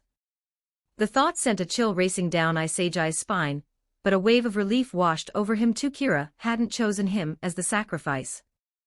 Don't screw with me. As the room reeled from Kira's display, Wataru Kwon's furious roar shattered the silence. Kwon slammed his fist into the floor, his eyes wild with derangement. What the hell is this? You guys passing it back and forth like it's nothing. Why'd it end up hitting me? He bellowed at Kira, rage twisting his features, unable to wrap his head around his absurd elimination. Kira watched Kwon's meltdown in silence, turning his head away without a word. Just as Isagi had suspected, Kira had targeted Wataru Kwon from the start. Kwon had subtle leadership qualities that could challenge Kira's position as Room Z's de facto captain. Moreover, in the original story, Kwon had betrayed Team Z. Though he redeemed himself later, Kira couldn't trust his reliability in future matches. It might drag down Room Z's points. Everything had gone according to plan, but ending someone else's football dream left a bitter taste. They were all just kids chasing the same impossible goal. Reality, however, was merciless. In Blue Lock, someone had to fall. You lost, Wataru Kwon. Time to go home. Ego Jinpachi's voice boomed from the screen, his figure materializing before them. On what basis? Kwon spat, defiance etched on his face. The ball just suddenly flew at me. Don't mess with me. With this kind of game? This joke of a selection process. You think this'll produce World Cup winners? That buzzcut guy, does he have more talent than me? Half the players in this room rank lower than I do. Why shatter the future of someone as talented as I am? Kwon's roars filled the room, his resentment thick enough to choke on. And what does this have to do with football? This isn't football at all. He jabbed a finger at Ego on the screen. Ego tapped his temple pointedly. Everything here revolves around football. Take a good look around. This room measures 32 meters long by 5 meters wide, the exact dimensions of a penalty area. 75% of the world's goals come from inside the penalty box. This is the striker's domain. A striker's true value lies in their footwork within that chaos. Kwon froze, stunned. Had he even noticed? He hadn't. But he wasn't ready to back down. What does that have to do with this stupid game? In just over 2 minutes, how could you possibly judge me unfit? In a real match, the average touch time per player is 136 seconds, if it weren't for those last few seconds. Kwon's voice trailed off weakly. Would you whine the same way mid-game? Ego shot back. Think back. What were you doing right before the ball hit you? You were glued to the screen, watching the timer tick down, congratulating yourself on coasting through. You ignored every shift on the field. Even in that final instant, if you'd stayed focused, 1 second would have been enough. Just kick it towards someone nearby, and you'd have survived. Picture this, the match's dying seconds. Everyone's crammed into the box for the last attack. A teammate's shot sails wide. It clips your body. But in that split second, you'd already surrendered, accepting defeat. So you didn't even realize the ball was right at your feet. One tiny touch and victory was yours.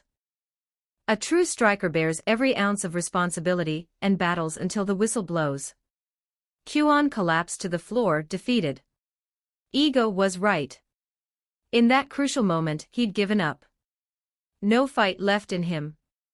But Ego wasn't done twisting the knife. Kira Ryosuke seized control from the jump, claiming the demon role to dictate eliminations.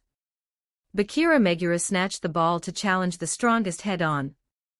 Iseiji Yoichi never stopped thinking, hunting for the perfect counter.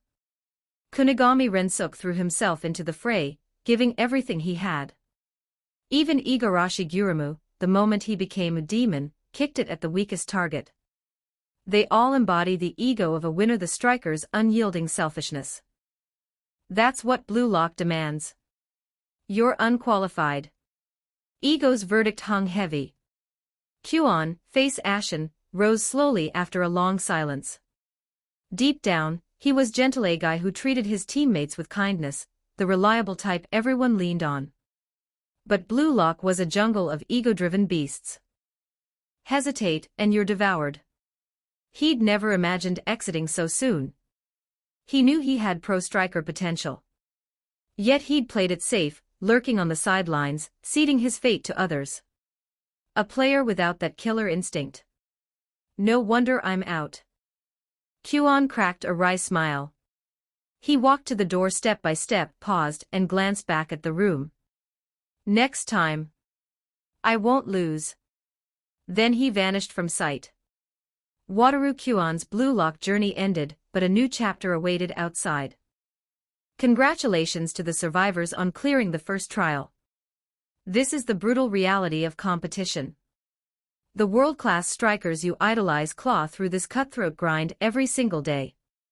How's it feel wagering your entire football future for the first time? Terrified, right? Limbs going numb. That's Blue Lock's common sense. Did it hit you how comfortable and hollow your old days were? And are you still thinking, thank God I made it? Ego launched into his signature monologue.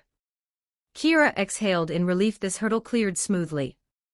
Next came the inter-room matches, with teams built by room. Today's show should cement him as Team Z's core. That'd make the road ahead far less rocky. Congratulations.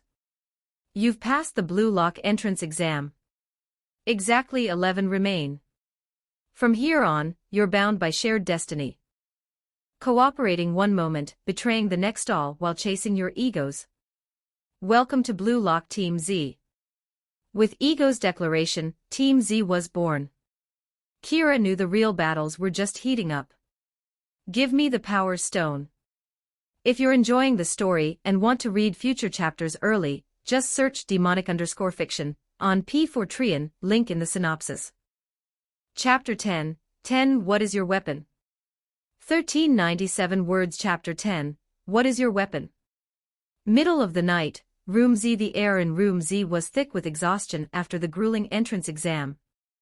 The players had rolled out their futons, collapsing into much-needed rest.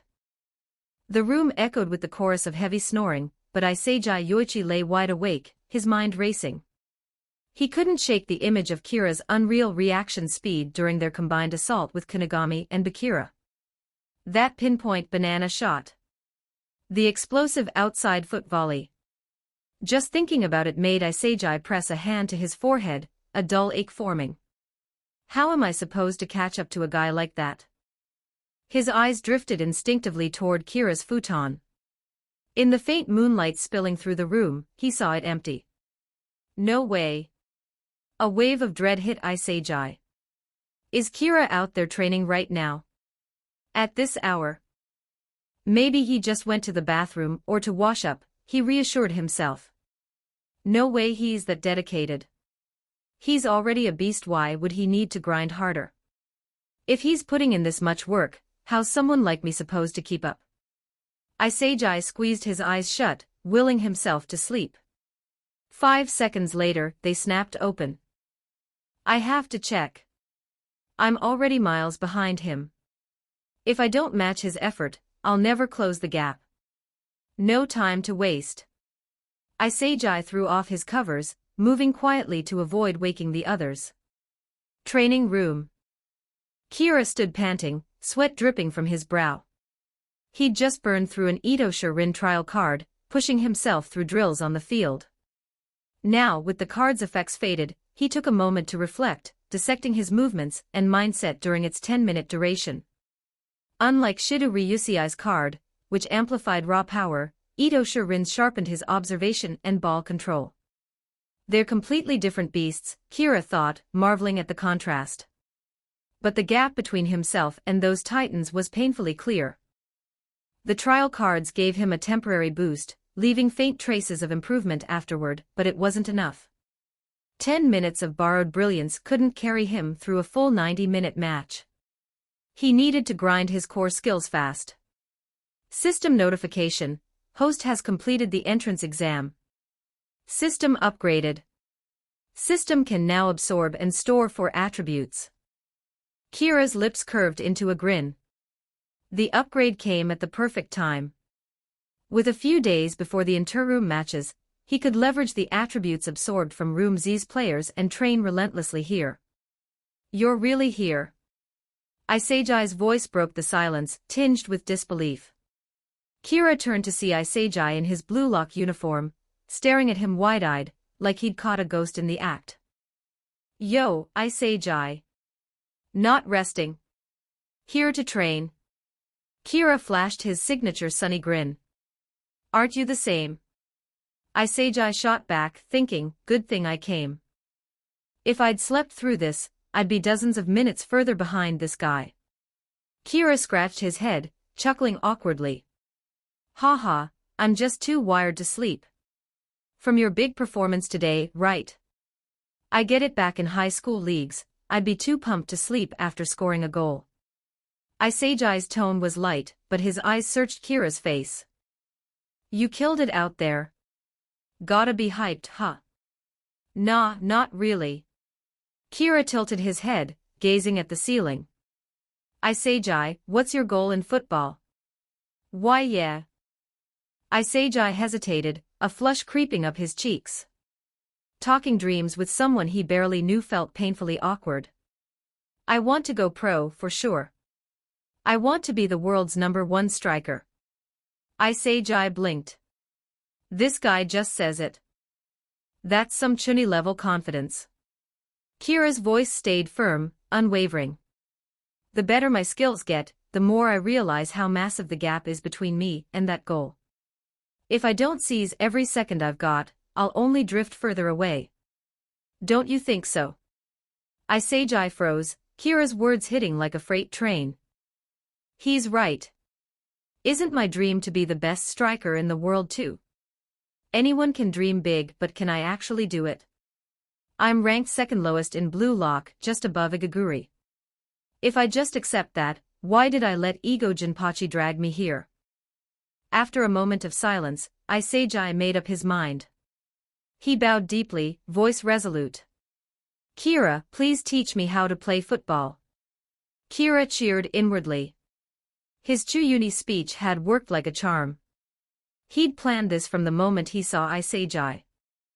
Beyond the 2 monsters Ito-Rin and Shido Ryusiai, his main attribute targets Isagi Yoichi, the original protagonist, held the greatest growth potential in Blue Lock. Unlocking that potential early and absorbing his attributes was key to Kira's strategy. He'd baited Isagi into this mindset to spark his drive. Keeping his cool, Kira played it off. Why should I teach you? We're teammates for now, but we're still rivals in the end. Isagi hadn't expected pushback. He'd pegged Kira as the nice guy type who'd agree without a fight. But then, Isagi straightened, his voice rising with conviction. If your goal is to be the world's #1 striker, you'll need rivals who can push you, right? I might be average now, but if you teach me, I'll grow into someone who can match you. I'll force you to get better too. He locked eyes with Kira. Or what, Kira Ryosuke, are you scared of a nobody like Isagi Yoichi from the same nowhere town as you? Kira nearly laughed out loud. Reverse psychology. Bold move, Isagi. He feigned irritation, narrowing his eyes. Then, with an exaggerated sigh, he composed himself. Fine, Isagi Yoichi. Let me ask you something first. Have you ever thought about what your weapon is? What do you mean? Isagi's eyes widened, looking like a lost kid. Kira's face practically screamed exasperation, black lines of frustration forming in his mind. He took a deep breath, forcing patience. Every top striker in the world has a unique strength. Everyone in Blue Lock has one too. Like Kunigami, his raw physique and deadly long-range shots. Or Bakira, those slick, unpredictable dribbling skills. I've got sharp passing, precise shooting, and killer positioning. So, Isagi Yoichi, what's your weapon? My weapon. Isagi's voice trailed off, his mind blank. Everyone's got something they're great at. Kunigami, Bakira, Kira. What's mine? A gut feeling. Finding weird passing lanes. None of that feels right. Kira watched Isagi sink into thought, chuckling inwardly. Think hard, Isagi, you naive little protagonist.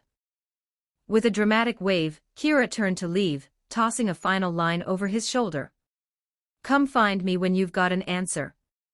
He strode out, leaving a cool silhouette in his wake as Isagi stood alone in the training room, lost in a daze. Blue Lock monitoring room, Ego Jinpachi crouched on his chair, noisily devouring instant noodles. Anri Tairi bustled nearby, tidying the chaos Ego had left in his wake. Ego-san, can't you at least try to keep this place clean? You've been here less than a day, and it's already a disaster. Anri grumbled, scrubbing at a stray noodle splatter. We agreed from the start I'm here to train and select players. Nothing else, Ego replied, as if it were the most obvious thing in the world. Anri clattered dishes loudly in protest, her frustration echoing through the room. Moments later, Ego's eyes were glued to the monitors, scanning each room's feed. Still watching? Not resting? Anri asked, peering over his shoulder. She noticed Kira Ryosuke on the screen, grinding away at practice. Wow, this kid's just like you, Ego-san. Crazy dedicated, training at this hour. Ego didn't respond, but a faint, satisfied smirk crept across his face. Soon after, Isagi appeared on the monitor. The conversation between the two played out, unfiltered, for Ego and Anri to hear. Anri glanced at Ego, catching the slight twitch of his eyebrow. She knew why. While organizing Ego's teaching materials earlier, she'd seen his upcoming lecture plan.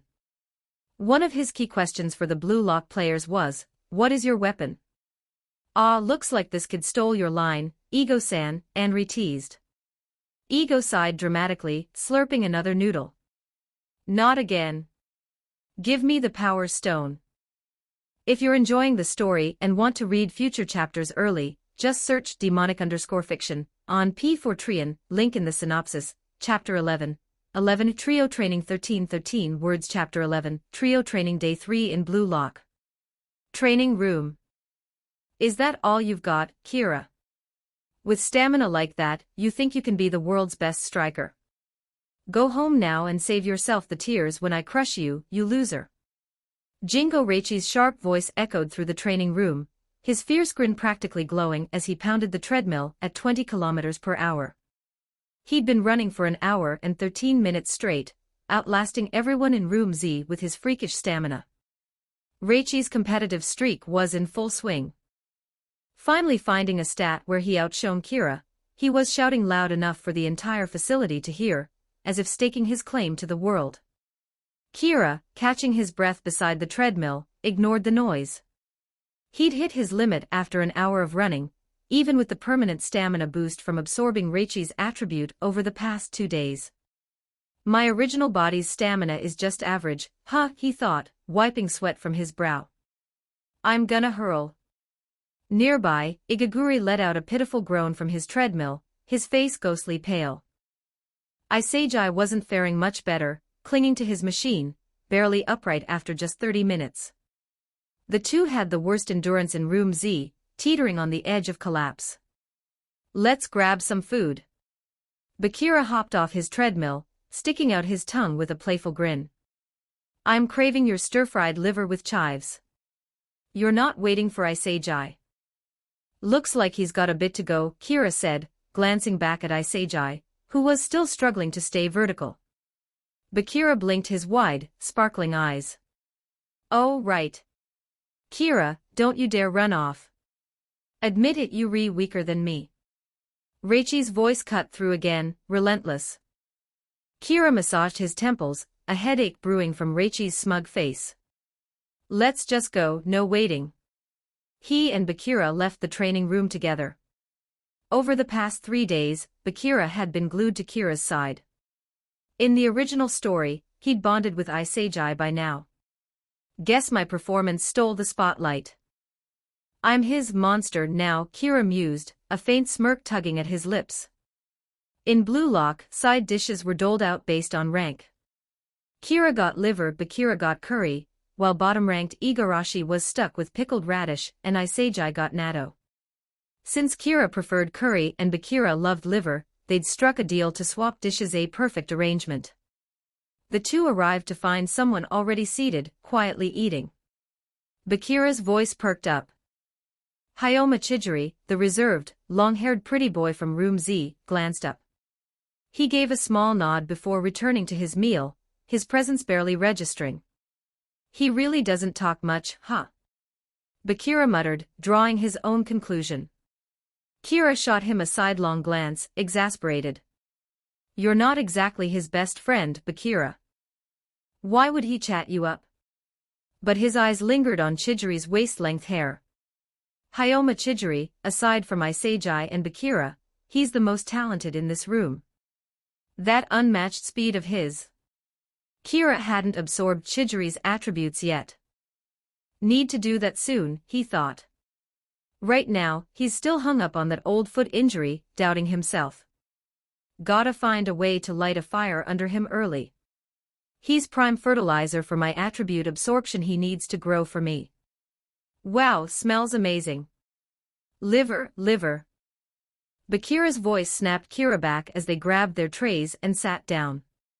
A few minutes later, Bakira patted his stomach, grinning at Kira. I'm so glad I came to Blue Lock. Otherwise, I'd never have met a player as awesome as you. And I get to eat this delicious liver. Kira waved off the praise modestly. Everyone's got skills. Your dribbling the other day was insane, way smoother than anything I could pull off. Bakira's big eyes sparkled, locking onto Kira with earnest intensity.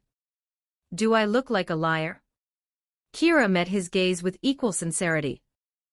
Then let's train extra tonight. I'll show you more of my moves. Bakira's excitement bubbled over.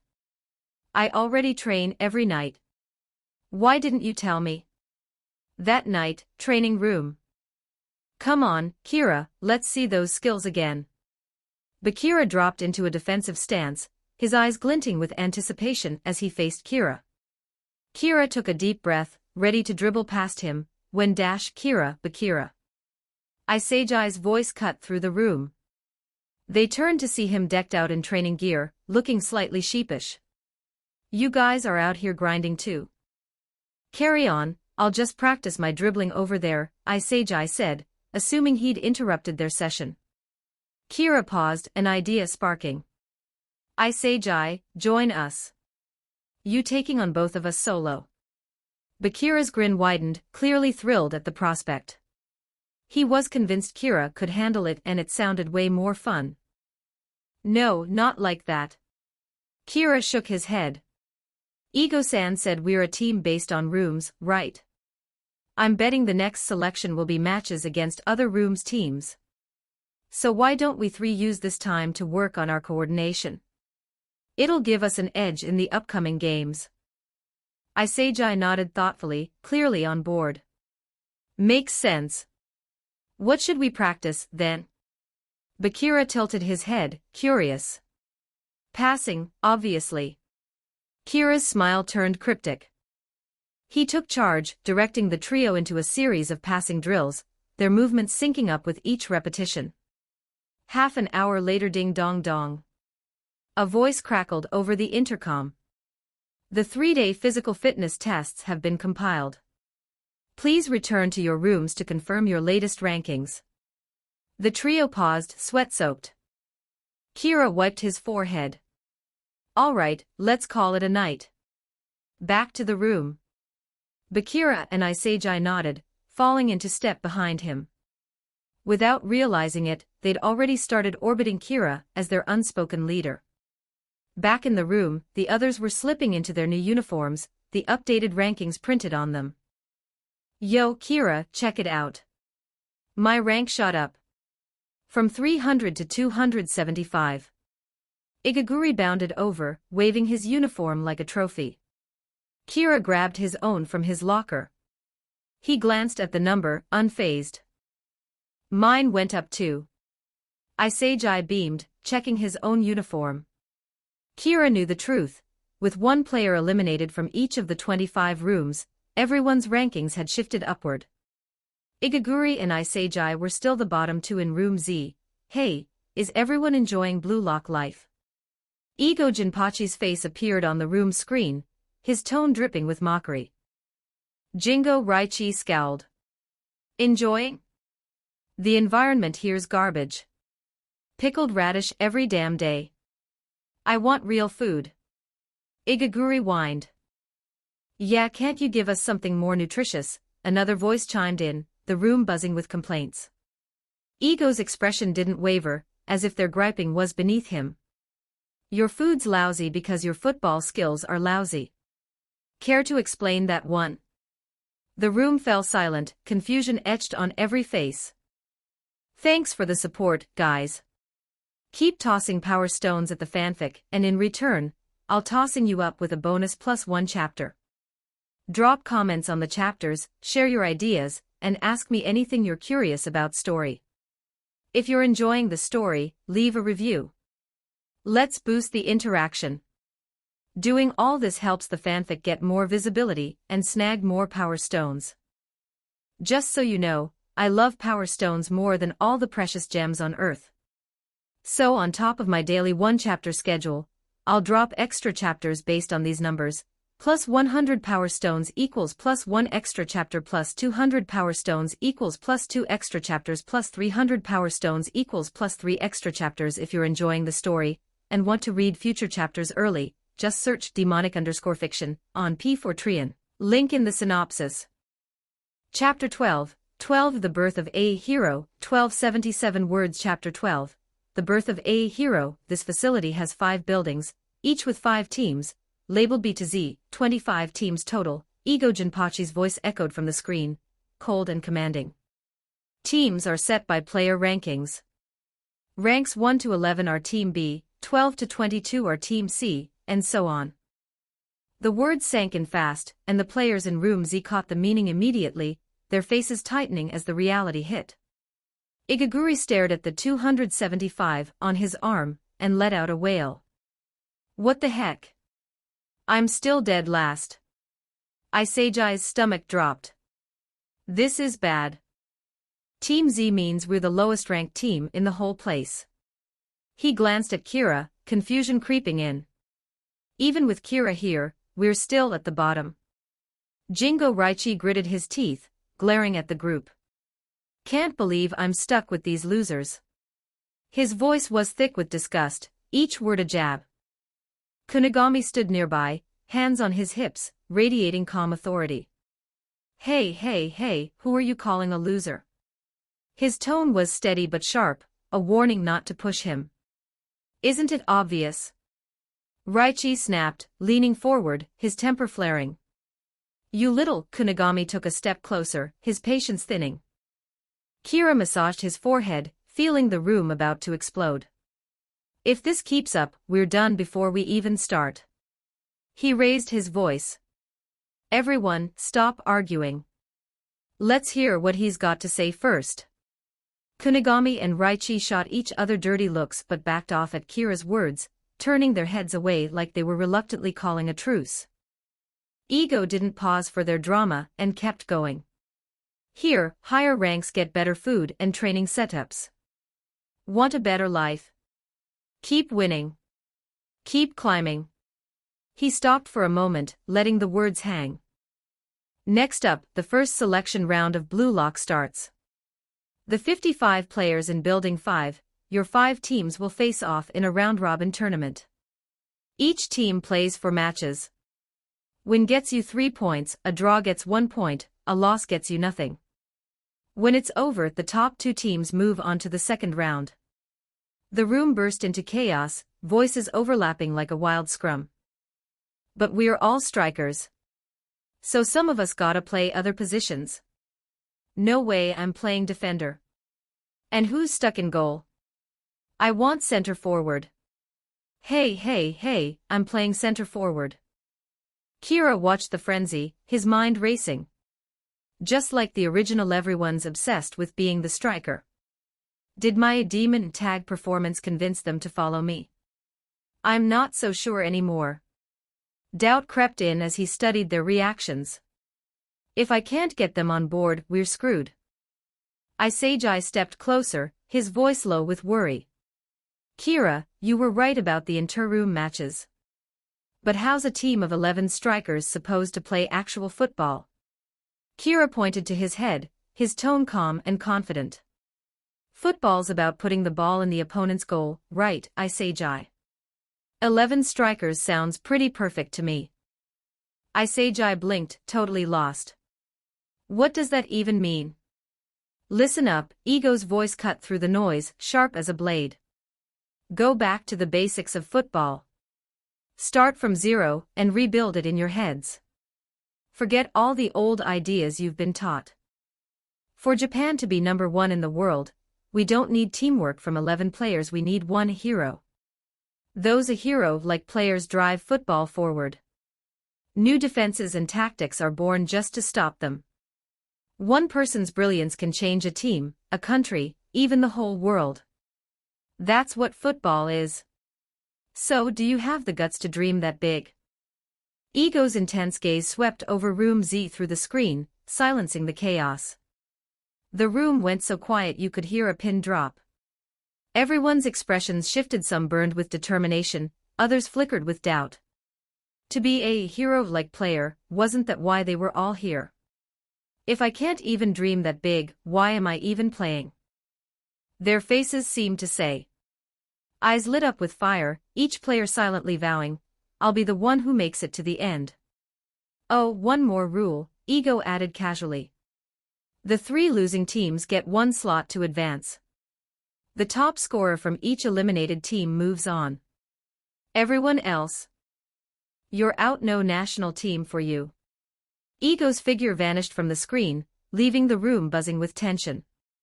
Tokyo, Japan, Japan Football Union press conference. The room was a hive of noise, reporters firing questions like a barrage. Hey, hey, hey, is it really reliable to train 300 kids like this? Isn't this stealing their high school years? What about the parents? Even if you make great strikers, that doesn't mean a World Cup win, right? Anri Tyree slammed the table and stood up, her eyes blazing as she faced the crowd. Sacrificing their lives? She snapped, her voice sharp. Damn right. Japanese football needs a crazy plan to move forward. Don't you want to see it? The moment a hero is born for Japan.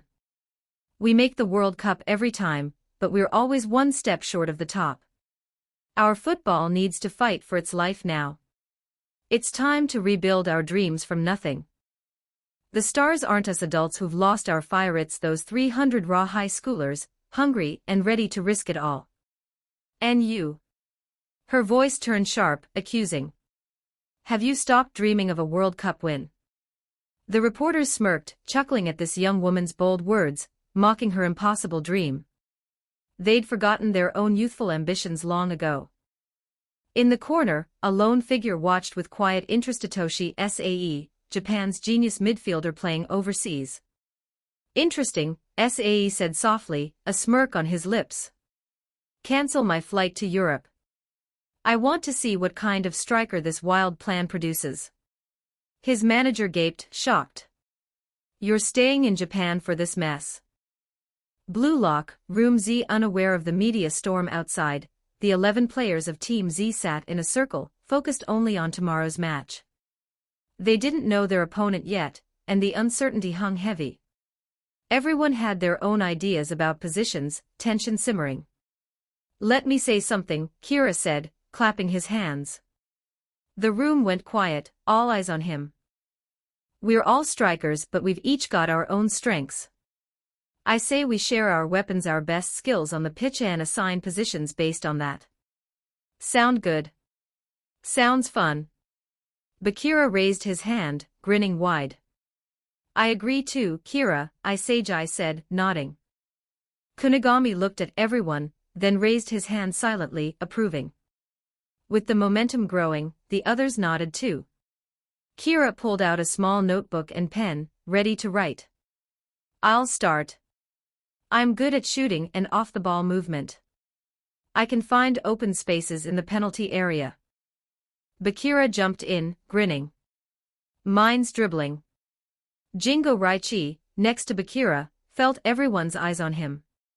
He pointed a thumb at himself, smirking. My weapon's my awesome shooting technique. I call it my sexy football. My weapon is my awesome writing technique. I call it my sexy writing. We've finally reached 100 power stones, so here's your extra chapter. Don't forget to leave comments and drop your power stones. I want all your power stones. Plus 200 power stones equals plus 2 extra chapters. Plus 300 power stones equals plus 3 extra chapters. If you're enjoying the story and want to read future chapters early, just search demonic_fiction on P4trian, link in the synopsis, Chapter 13. 13 pre-1209 word Chapter 13. Pre-match setup. The room burst into laughter, breaking the tension. What the heck is sexy football? Someone snickered. You gonna flex your muscles on the pitch or what? Another voice teased. You look so fierce all the time, and that's what you come up with. Jingo Reichi's face turned beet red, embarrassment washing over him. Kira, fighting back a grimace, had black lines practically drawn on his face.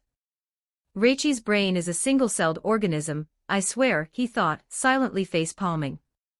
Still, he stepped in to save him. You mean your endless stamina, right? That's your weapon. Ah, yeah, that's it. Reichi's eyes lit up like he'd just cracked a code. You get me, Kira, you brat. Next up was the ponytailed player with a wiry build, Gagamaru.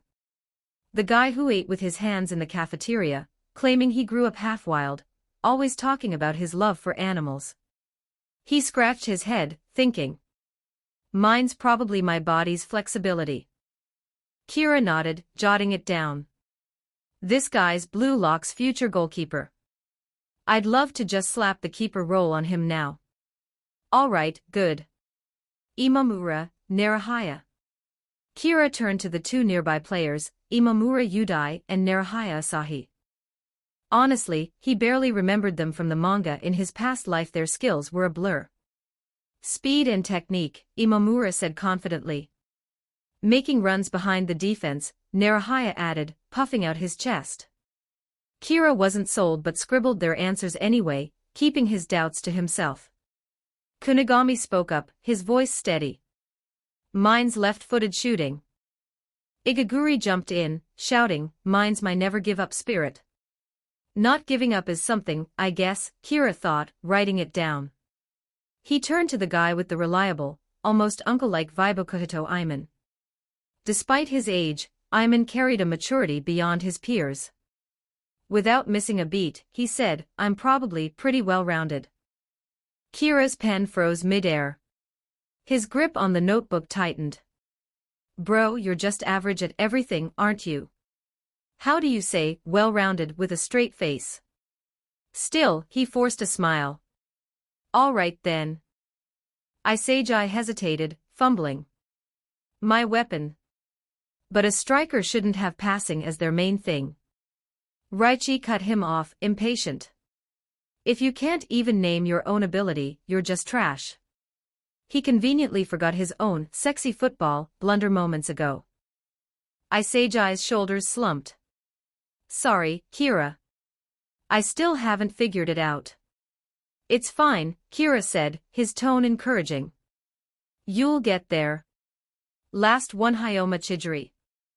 He glanced at the long-haired pretty boy squatting in the corner, arms wrapped around his legs. Damn, he looks like a girl from this angle.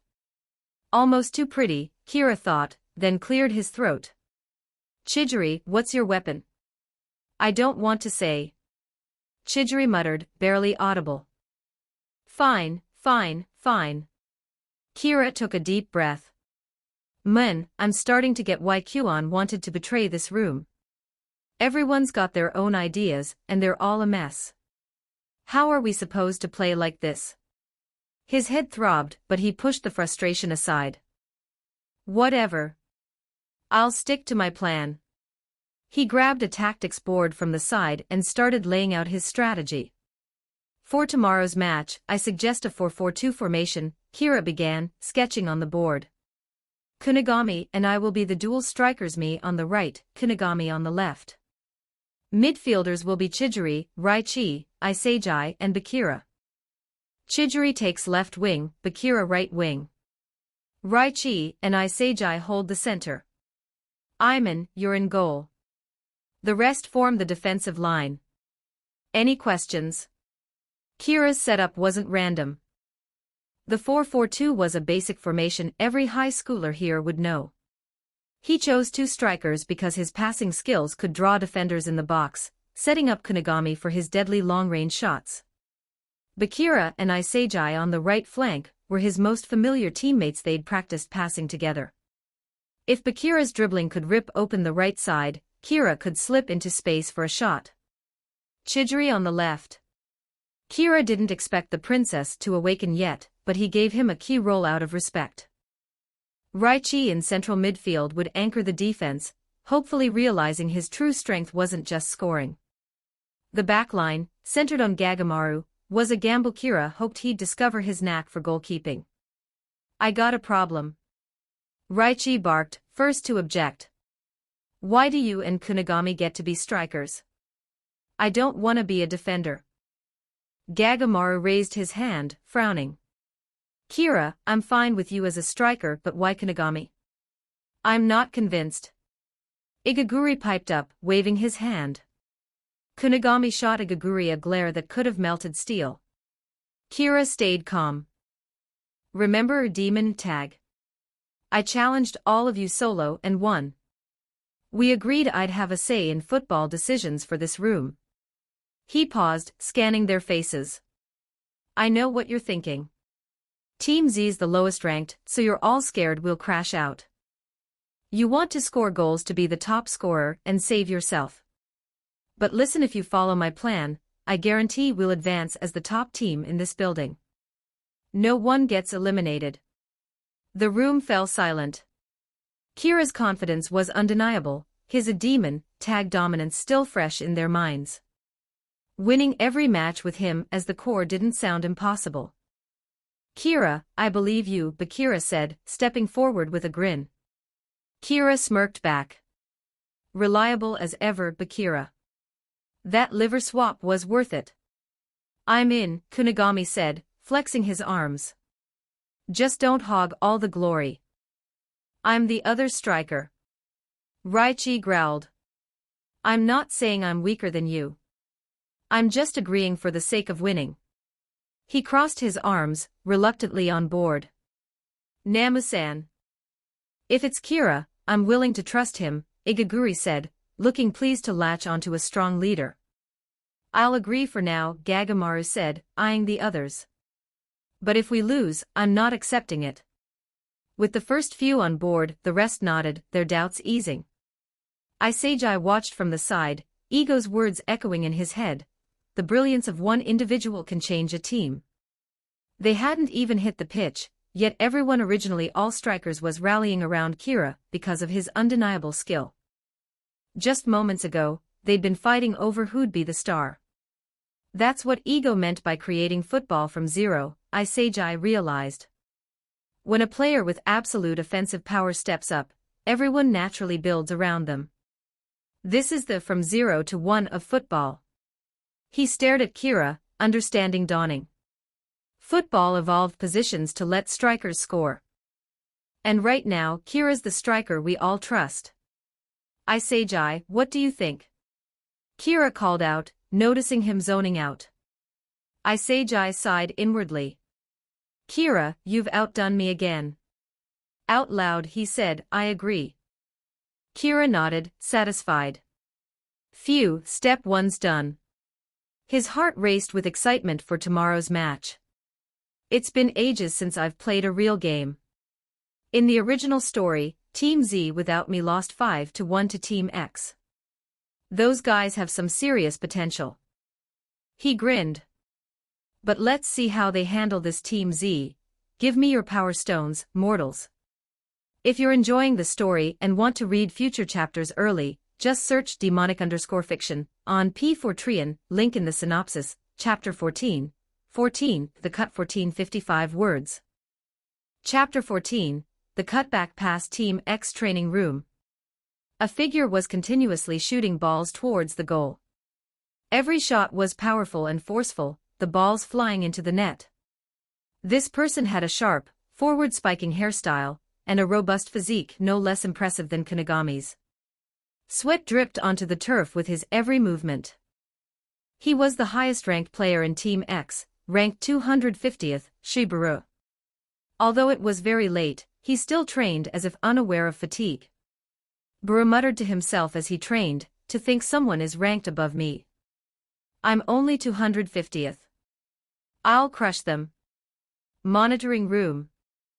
Anri Tairi came in from outside and found Ego in the same position as when she left, squatting on his chair, watching the situations in each room on the screens. While admiring his dedicated work attitude, she couldn't help but advise, you should rest a bit. It's very late. The selection matches start tomorrow, you'll need to watch for a long time then too. Ego replied without turning his head, I rested during the time you were out just now. There are still players training. As their guide, how can I sleep? Who is it? Kira Ryosuke again? Anri asked curiously, leaning forward. She found it wasn't Kira. This guy. I remember him. During check-in, he had that haughty, arrogant aura, like a king coming on vacation. A slight smile played on Ego Jinpachi's lips.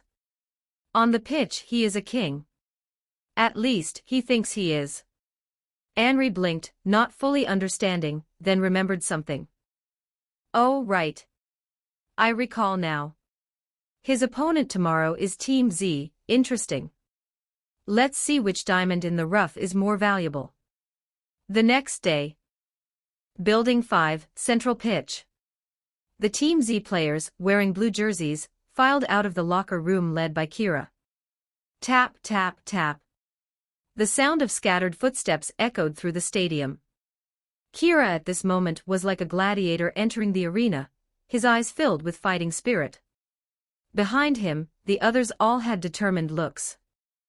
Although there were no spectator stands around the pitch, they knew this was the first battle determining the football careers of Team Z's members. No one wanted to lose. As everyone stood on the pitch preparing to warm up, the door of the opposite locker room swung open, and a group of players in white jerseys walked towards them. Team X is here. Kira looked over and immediately noticed Shiburu walking at the front of the opposing team. He couldn't help but mutter internally, so tall, similar build to Kunigami. Detected attribute that can be absorbed. Dribbling plus 15, continuous decay, strength plus 15, continuous decay, speed plus 15, continuous decay, shooting plus 15, continuous decay, duration, 10 minutes. Retention time, 24 hours, absorption successful. Obtain Shibaru attribute trial card X1, dribbling plus 15, continuous decay, strength plus 15, continuous decay, speed plus 15, continuous decay. Shooting plus 15, continuous decay, duration, 10 minutes, retention time, 24 hours, silently chant, use Baru trial card to activate. Kira was satisfied. This morning I absorbed the attribute cards from Kunigami, Isegai, and Bakira, purposely saving one slot for Baru to absorb when I met him. He didn't disappoint. This guy is currently a level above everyone else in Team Z, Hisnama-san. That tall number 10 on the other team has such a strong presence. Igaguri exclaimed. Isegai also noticed this guy. He looks very strong just by his appearance. Kunigami glanced sideways, his gaze also drawn involuntarily.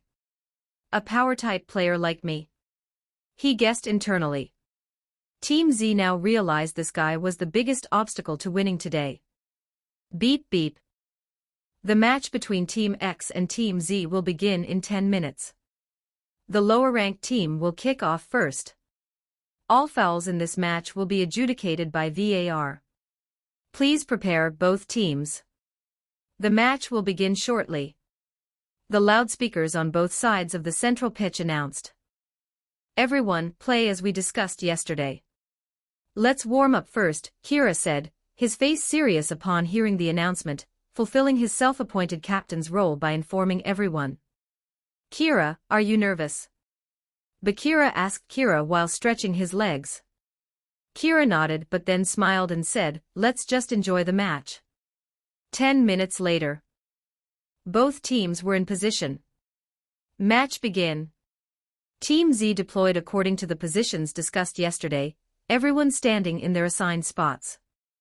In contrast, the opposing team seemed to be in a 4-2-3-1 formation, with Baru as the lone striker. However, the players stood quite loosely, not strictly adhering to the formation, as if this setup was a last-minute, reluctant decision. Kira placed his foot on the ball and observed the opponent's positioning. Let's score one before they get into the game properly, Kira thought. He then passed the ball back to Isegai behind him, and immediately turned to make a forward run. After receiving the ball, Isegai didn't hesitate for a moment, immediately dribbling forward to break through. He also understood the reasoning behind Kira placing him in central midfield. If his passing could link up the team's attacks, the probability of winning this match would increase greatly. However, the opponents weren't playing in a conventional way. The moment Isegai received the ball, 3 opposing players rushed at him like madmen. 3-man press. No, they just want the ball. What's going on? Isegai had no time to think. The instant the opponent closed in, he made a short diagonal pass forward. The ball flew accurately to the feet of Kira, who had made a forward run and was unmarked. Beautiful, Isegai. Kira immediately dribbled at speed. What the hell? These guys aren't even trying to play properly. The opposing defenders panicked instantly, directing the 2 defensive midfielders to quickly move up and stop the accelerating Kira. Facing the 2 players closing him down, Kira quickly looked left. Kunigami had also made a run down the left wing. A long pass could definitely reach him. He prepared to pass. Watch the left. Block this pass. It's going right. Both opposing defensive midfielders were fooled by Kira's gaze, stretching their right feet to intercept the pass. Unexpectedly, the ball didn't go left. Kira paused slightly, then used his left foot to push the ball forward to the right. The ball flew towards an empty patch of grass. The 2 opposing midfielders looked confused. There's no one there. Why pass there? However, one opposing defender had already sensed something was wrong, cursing these two idiots internally. It turned out, on the right wing, a figure was sprinting at high speed. It was Bakira, who had been lurking on the right wing since kickoff, waiting for an opportunity. Seeing both opposing players drawn to Kira, Bakira had started his acceleration early, sprinting into the gap in the opponent's defense. An instinctive voice told him to run there. The defender, who noticed something wrong, also rushed forward to challenge for the ball. But Bakira had started his run earlier, reaching the ball first. Then, taking advantage of the defender's unstable footing as he charged in, Bakira executed a beautiful turn, agile as a spirit dancing on the wing. He beat his man. Beautiful, Bakira. Great turn. Teammates following up also saw Bakira's skillful move, cheering as they advanced. But it wasn't over. Two other players, seeing Bakira dribbling forward, immediately converged to surround him. Bakira couldn't immediately cut inside towards the penalty area, and could only keep his head down and continue dribbling forward. Team X's penalty area isn't so easy to enter.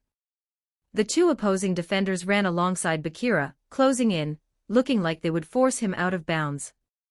Bakira, however, stuck out his tongue. Fell for it, you two. While moving, he suddenly flicked the ball backwards with his heel. A cutback pass. Just before reaching the right-hand byline, Bakira made a heel pass back into the center of the penalty area, towards the spot where there was no defender. Bakira, great pass. Everyone was drawn to that number 8. How is there such a big gap here? Players from both teams shouted out. Wow, thanks for your crazy interest in the story, guys. You truly are loyal followers of the Great Tao. Here's plus one extra chapter for you. As you know, I drop one chapter daily, but if we hit these numbers, I'll keep releasing extra chapters. Let's smash that power stone button. Plus 200 power stones equals plus one extra chapter, plus 300 power stones equals plus 2 extra chapters. If you're enjoying the story and want to read future chapters early, just search demonic_fiction on P4Trian, link in the synopsis, chapter 15, just a pesky bug, 1046 words. Chapter 15, just a pesky bug. Central pitch. A blue blur wearing the number 10 jersey darted into the penalty area. It was Kira, charging forward with unwavering trust in Bakira's pass. He hadn't even glanced at the ball. His teammates' shouts and Team X's panicked cries told him his run was perfectly timed. The ball's coming. As Kira reached the heart of the penalty area, Bakira's cutback pass rolled into his path. He slowed, adjusting his footwork with precision, stealing a glance at the goalkeeper's stance. With the ball at his feet, Kira's right leg tensed, and he struck it with force. Left side. The Team X goalkeeper reacted, leaping high, fingers stretched to deflect the shot. But the move came too fast. The ball soared just above his outstretched hand, curving slightly upward before slamming into the top corner of the net. Less than 3 minutes after kickoff, Team Z led 1-0. Kira pumped his fist, adrenaline surging as his teammates swarmed him, their cheers echoing across the pitch. That was insane, you three. Kunigami roared, his praise genuine. He'd sprinted down the left wing, but Kira, Isagi, and Bakira had moved like a well-oiled machine, tearing through Team X's disorganized defense in seconds. Kira, how'd you know I'd pass there?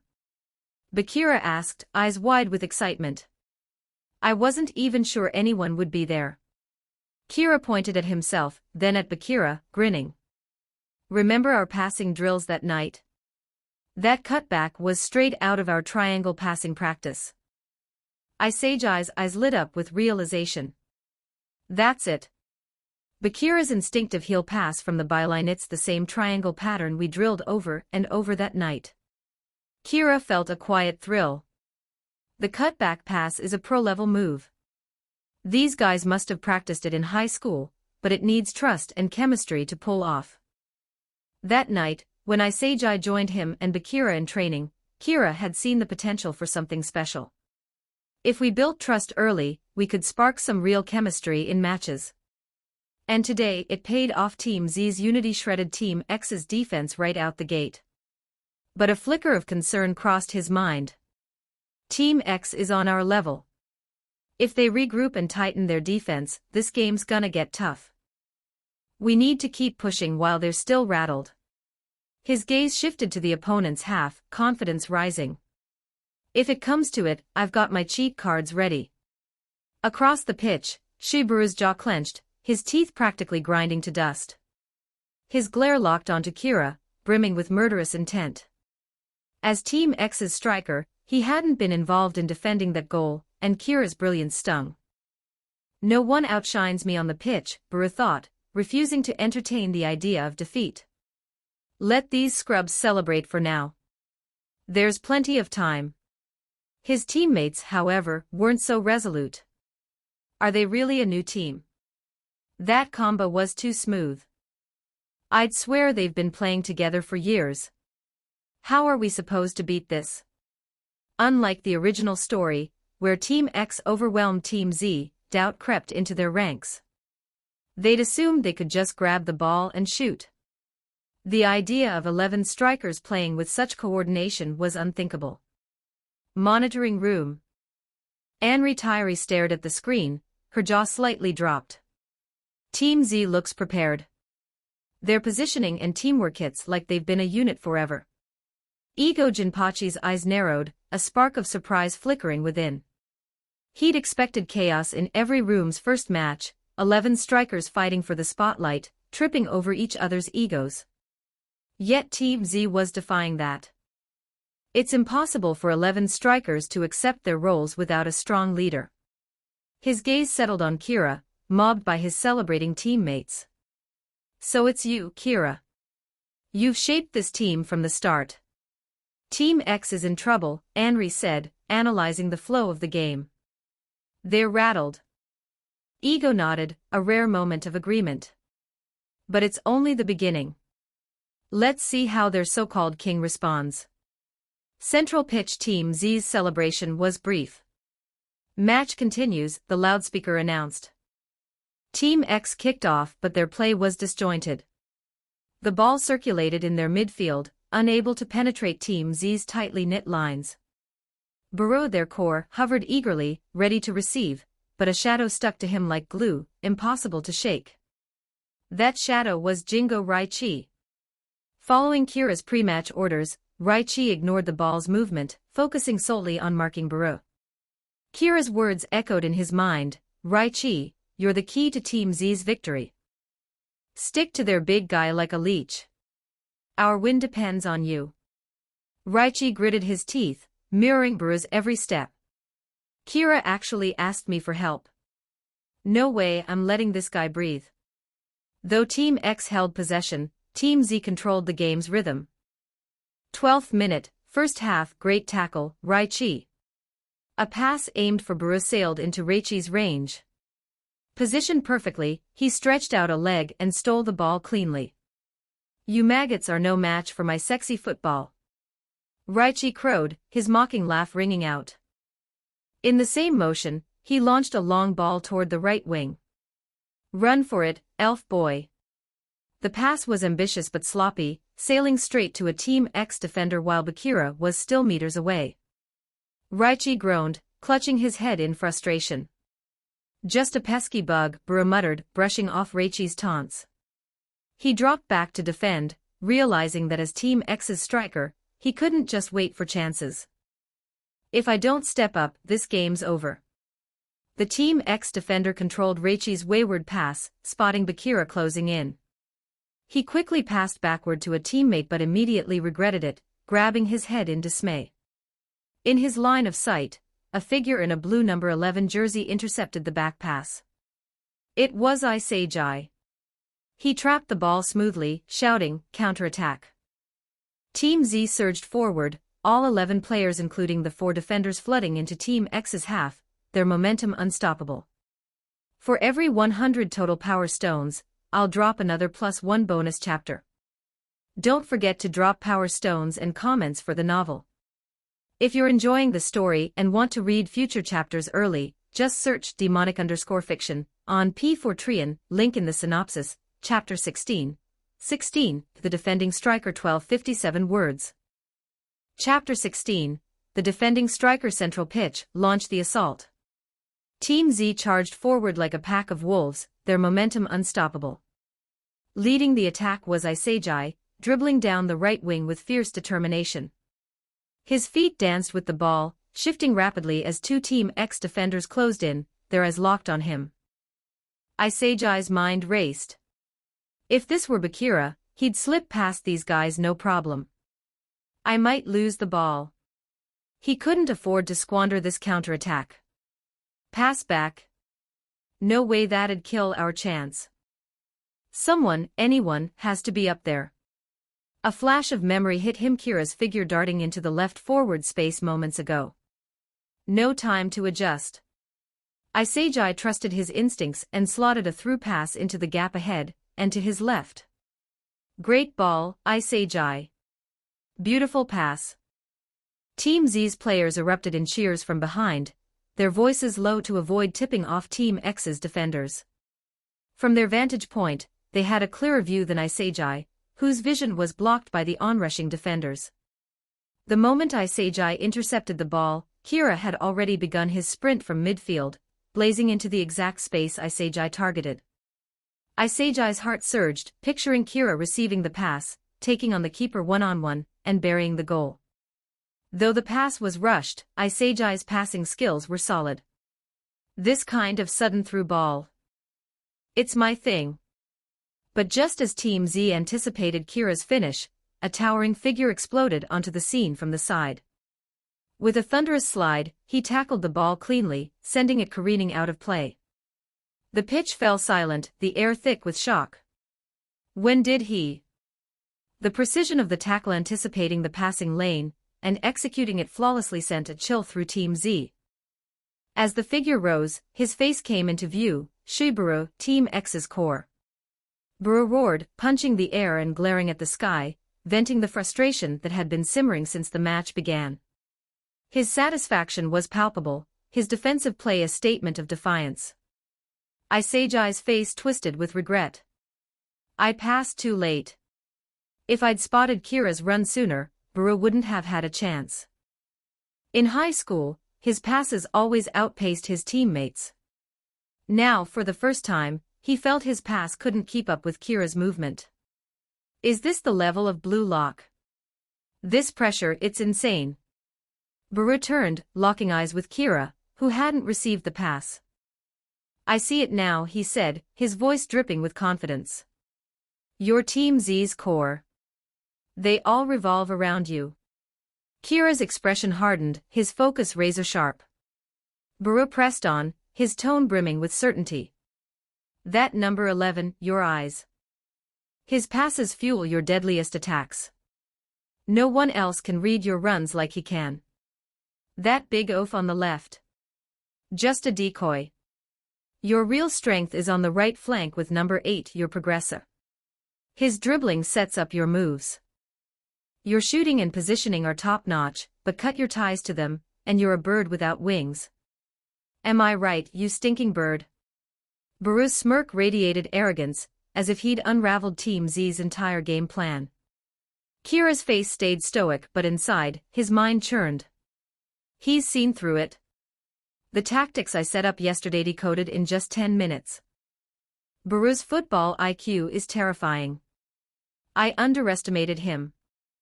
Still, he kept his cool, flashing a cold smirk. Our momentum's unstoppable. Your Team X is just you now, a king with no followers. Can you hold off our attacks alone? Buru didn't bite. Instead, he spun toward his teammates, his voice a thunderous bellow. You maggots, snap out of it. Want your football careers to end here? Get off my pitch and stop clogging my view. He's fighting like hell. Are we just gonna stand around? We're all high schoolers here, who's scared of who? Let's take them. Team X's players roared back, ignited by Buru's fiery tackle. Their sagging morale surged, their resolve hardening. They weren't ready to roll over. Buru raised his chin, nostrils flaring. Well, stinking bird. My servants are back. Ready to fight to the death? A spark of excitement flickered in Kira's eyes. His serious demeanor melted into a warrior's grin. Bring it on. Match continues. Throw in for Team Z. The game resumed, but Team X's defense, now bolstered by Baru's presence, was like a steel wall. Team Z's attacks faltered, unable to penetrate. Baru's relentless pressing choked their midfield, turning the game into a gritty battle in Team X's half. 35th minute, first half. Use Kunigami trial card. Kunigami trial card activated. Strength plus 15, continuous decay, shooting plus 10, continuous decay, duration, 10 minutes. Kira couldn't wait any longer. We've got to break this stalemate. 1 goal's not enough, I want to bury them. With the trial card's boost surging through him, he sprinted toward the left flank. Isagi, holding the ball, spotted Kira's run and glanced at Kunigami's position. Without hesitation, he lofted a high, arcing pass toward Kunigami. Kunigami's eyes lit up. Finally, my side. He charged toward the ball's landing spot. Team X's defenders swarmed, drawn to the ball. Even their goalkeeper shifted focus to Kunigami. Too high. Kunigami leaped, but the ball sailed over his head. He cursed Isagi's pass in his head. What's he think I am, a superhero? No perfect height. The ball cleared Kunigami and dropped right in front of Kira, who'd arrived behind him. With flawless timing, Kira swung his left foot, unleashing a powerful strike. If Kunigami had looked back, he'd have seen a shot mirroring his own long-range style. Wasn't he on the right? From that far out? That's his left foot. Not his right. The ball answered their shock, soaring in a perfect arc toward the top right corner, a world-class shot. The goalkeeper, blocked by Kunigami's frame, didn't see Kira's strike coming. He had no chance to react. It's over. Team X's players felt a chill. Their hard-fought defense was about to crumble. Tap tap tap tap tap. The sound of studs scraping turf cut through the tension. A towering figure surged in front of the goal. As the ball neared the line, he launched himself into the air with both legs. With every ounce of strength, he thrust his forehead upward, meeting the ball head-on. The ball smashed against Baru's head, deflected away. A Team X defender instantly booted it out of play with a desperate clearance. Baru crashed into the net, hitting the ground hard. Silence gripped the pitch. The dramatic, last-second clearance left both teams stunned. Kira's jaw dropped. You're a striker, man. Since when is defending your job? Dropping back to midfield is one thing, but now you're on the goal line. Team Z's players, further back, had seen it all. Baru sprinting dozens of meters to make the save. Ruer. The roar came not from Baru, still on the ground, but from Team X's players. Their goalkeeper rushed to pull Baru up, and the team swarmed him, cheering wildly for his heroic feat in the chaos. Baru stood, fists clenched, face flushed, veins bulging. His eyes locked onto one person, Kira, who stared back with a mix of shock and respect. Baru knew he'd been pushed to the edge by this guy. For every 100 total power stones, I'll drop another +1 bonus chapter. Don't forget to drop power stones and comments for the novel. If you're enjoying the story and want to read future chapters early, just search demonic_fiction on P4trian, link in the synopsis, chapter 17. 17, The Rainbow Flick. 1314 words, chapter 17, The Rainbow Flick. Central pitch. The match's momentum shifted in an instant. Team X, once a scattered mess, found their rhythm as the first half wore on, their coordination tightening like a well-drilled unit. Team Z felt the pressure mounting. Team X's relentless attacks battered their defensive line, each wave more ferocious than the last. In the final 10 minutes of the first half, Team X surged forward like they'd been injected with adrenaline, hammering Team Z's backline with unyielding intensity. Kira and Kunigami, the forwards, had no choice but to drop back and reinforce the defense, their attacking roles sidelined by necessity. Kira's mind raced. If I'm Team Z's core, earning their trust to lead our offense, Baru's doing the same for Team X. His sliding tackle, and that goal line clearance flipped the switch. A disorganized mob is now rallying around him. It was exactly what Ego Jinpachi described the process of football evolving from 0 to 1, sparked by a single player's brilliance.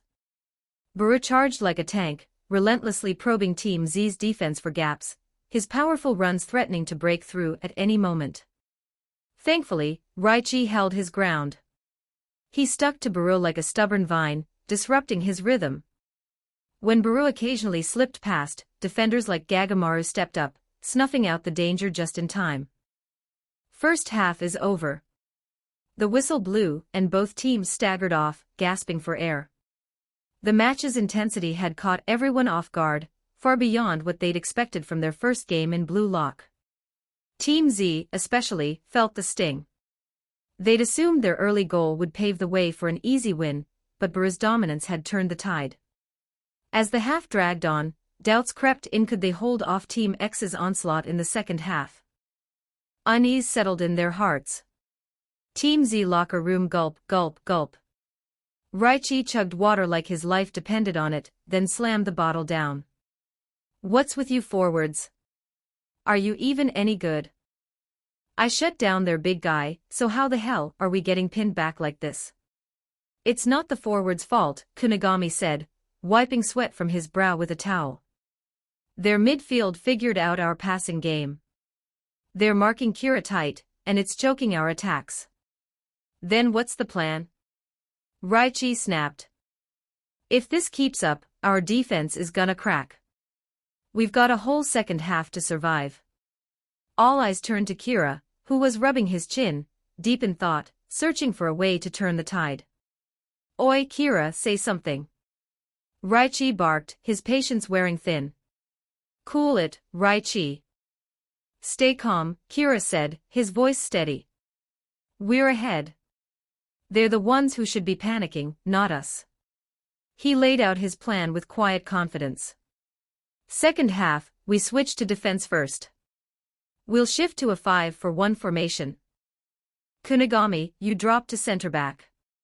Chijiri, you move to fullback. We'll absorb their pressure and hit them on the counter. Their stamina can't keep up this pace forever. We just need to wait for our chance. It was the best play available. In pro matches, teams leading early often bunker down to protect their advantage, striking when the opponent overextends. Inwardly, Kira was frustrated. Baru's something else. To turn the game around like that. And I burned the Kunigami trial card in the first half without scoring.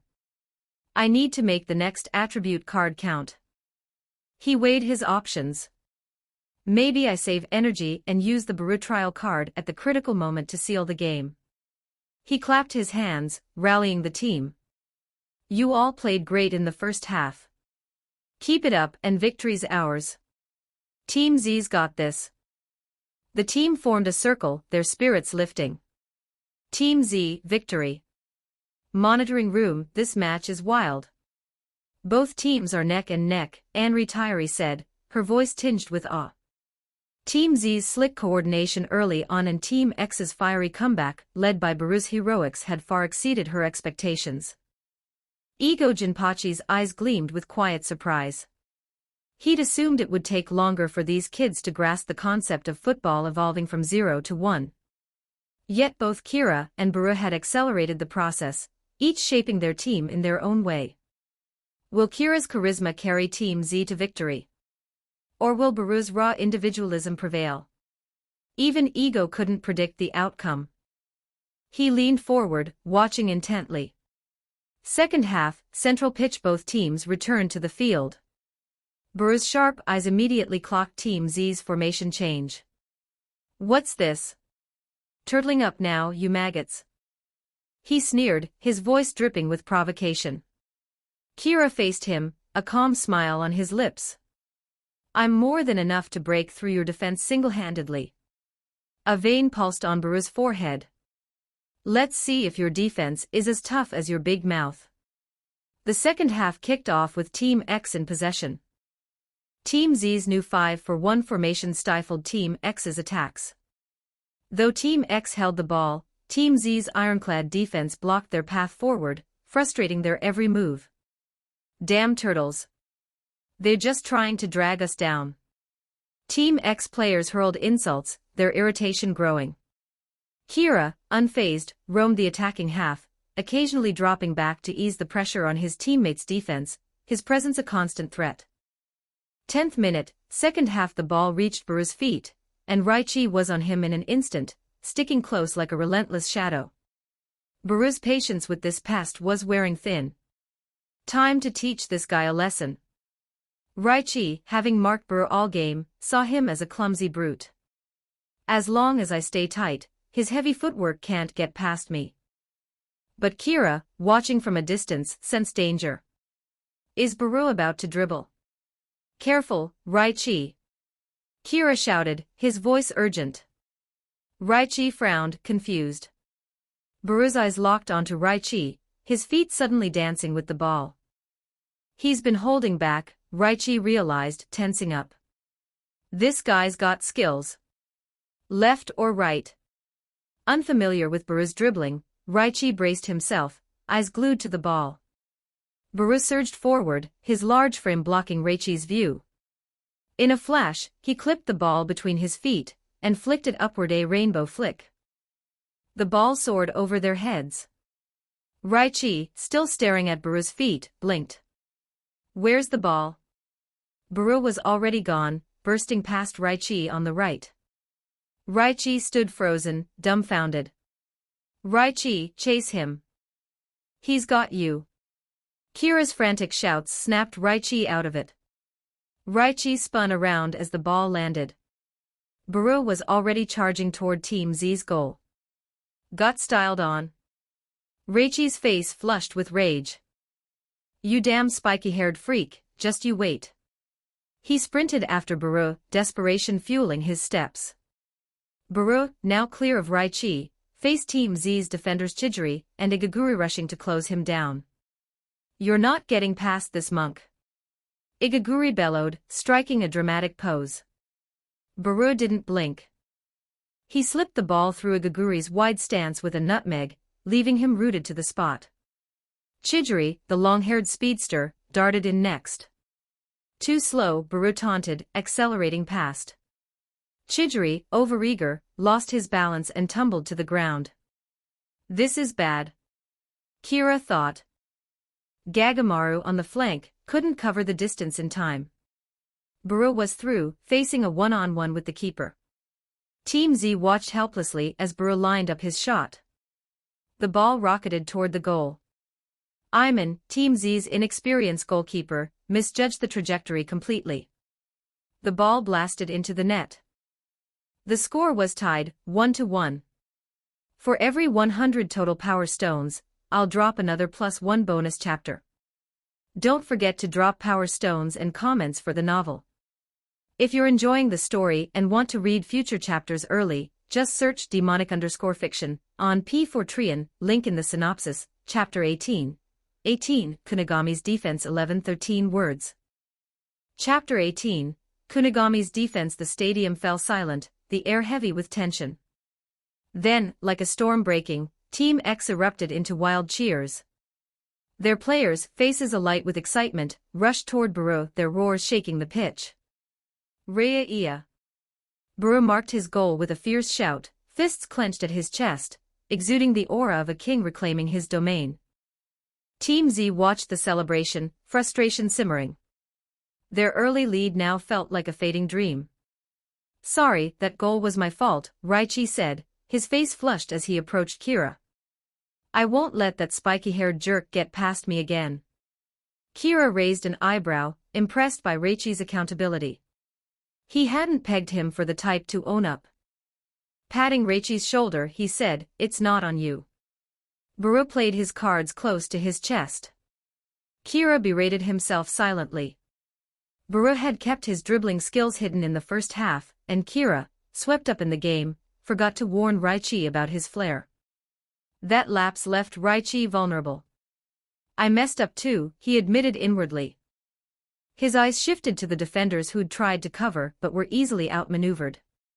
Igaguri's frustrated grimace was no surprise, his skills had limits. But Chijiri Hyoma, slumped on the turf, looked utterly defeated, his spirit drained. TCH, the princess is still unawakened, just like in the original, Kira thought. Defense is on the others for now. He signaled Kunigami over. The tall striker jogged up, his face set with determination. Kunigami, Buru's a monster when he shields the ball, Kira said. You're the only one who can match his raw power.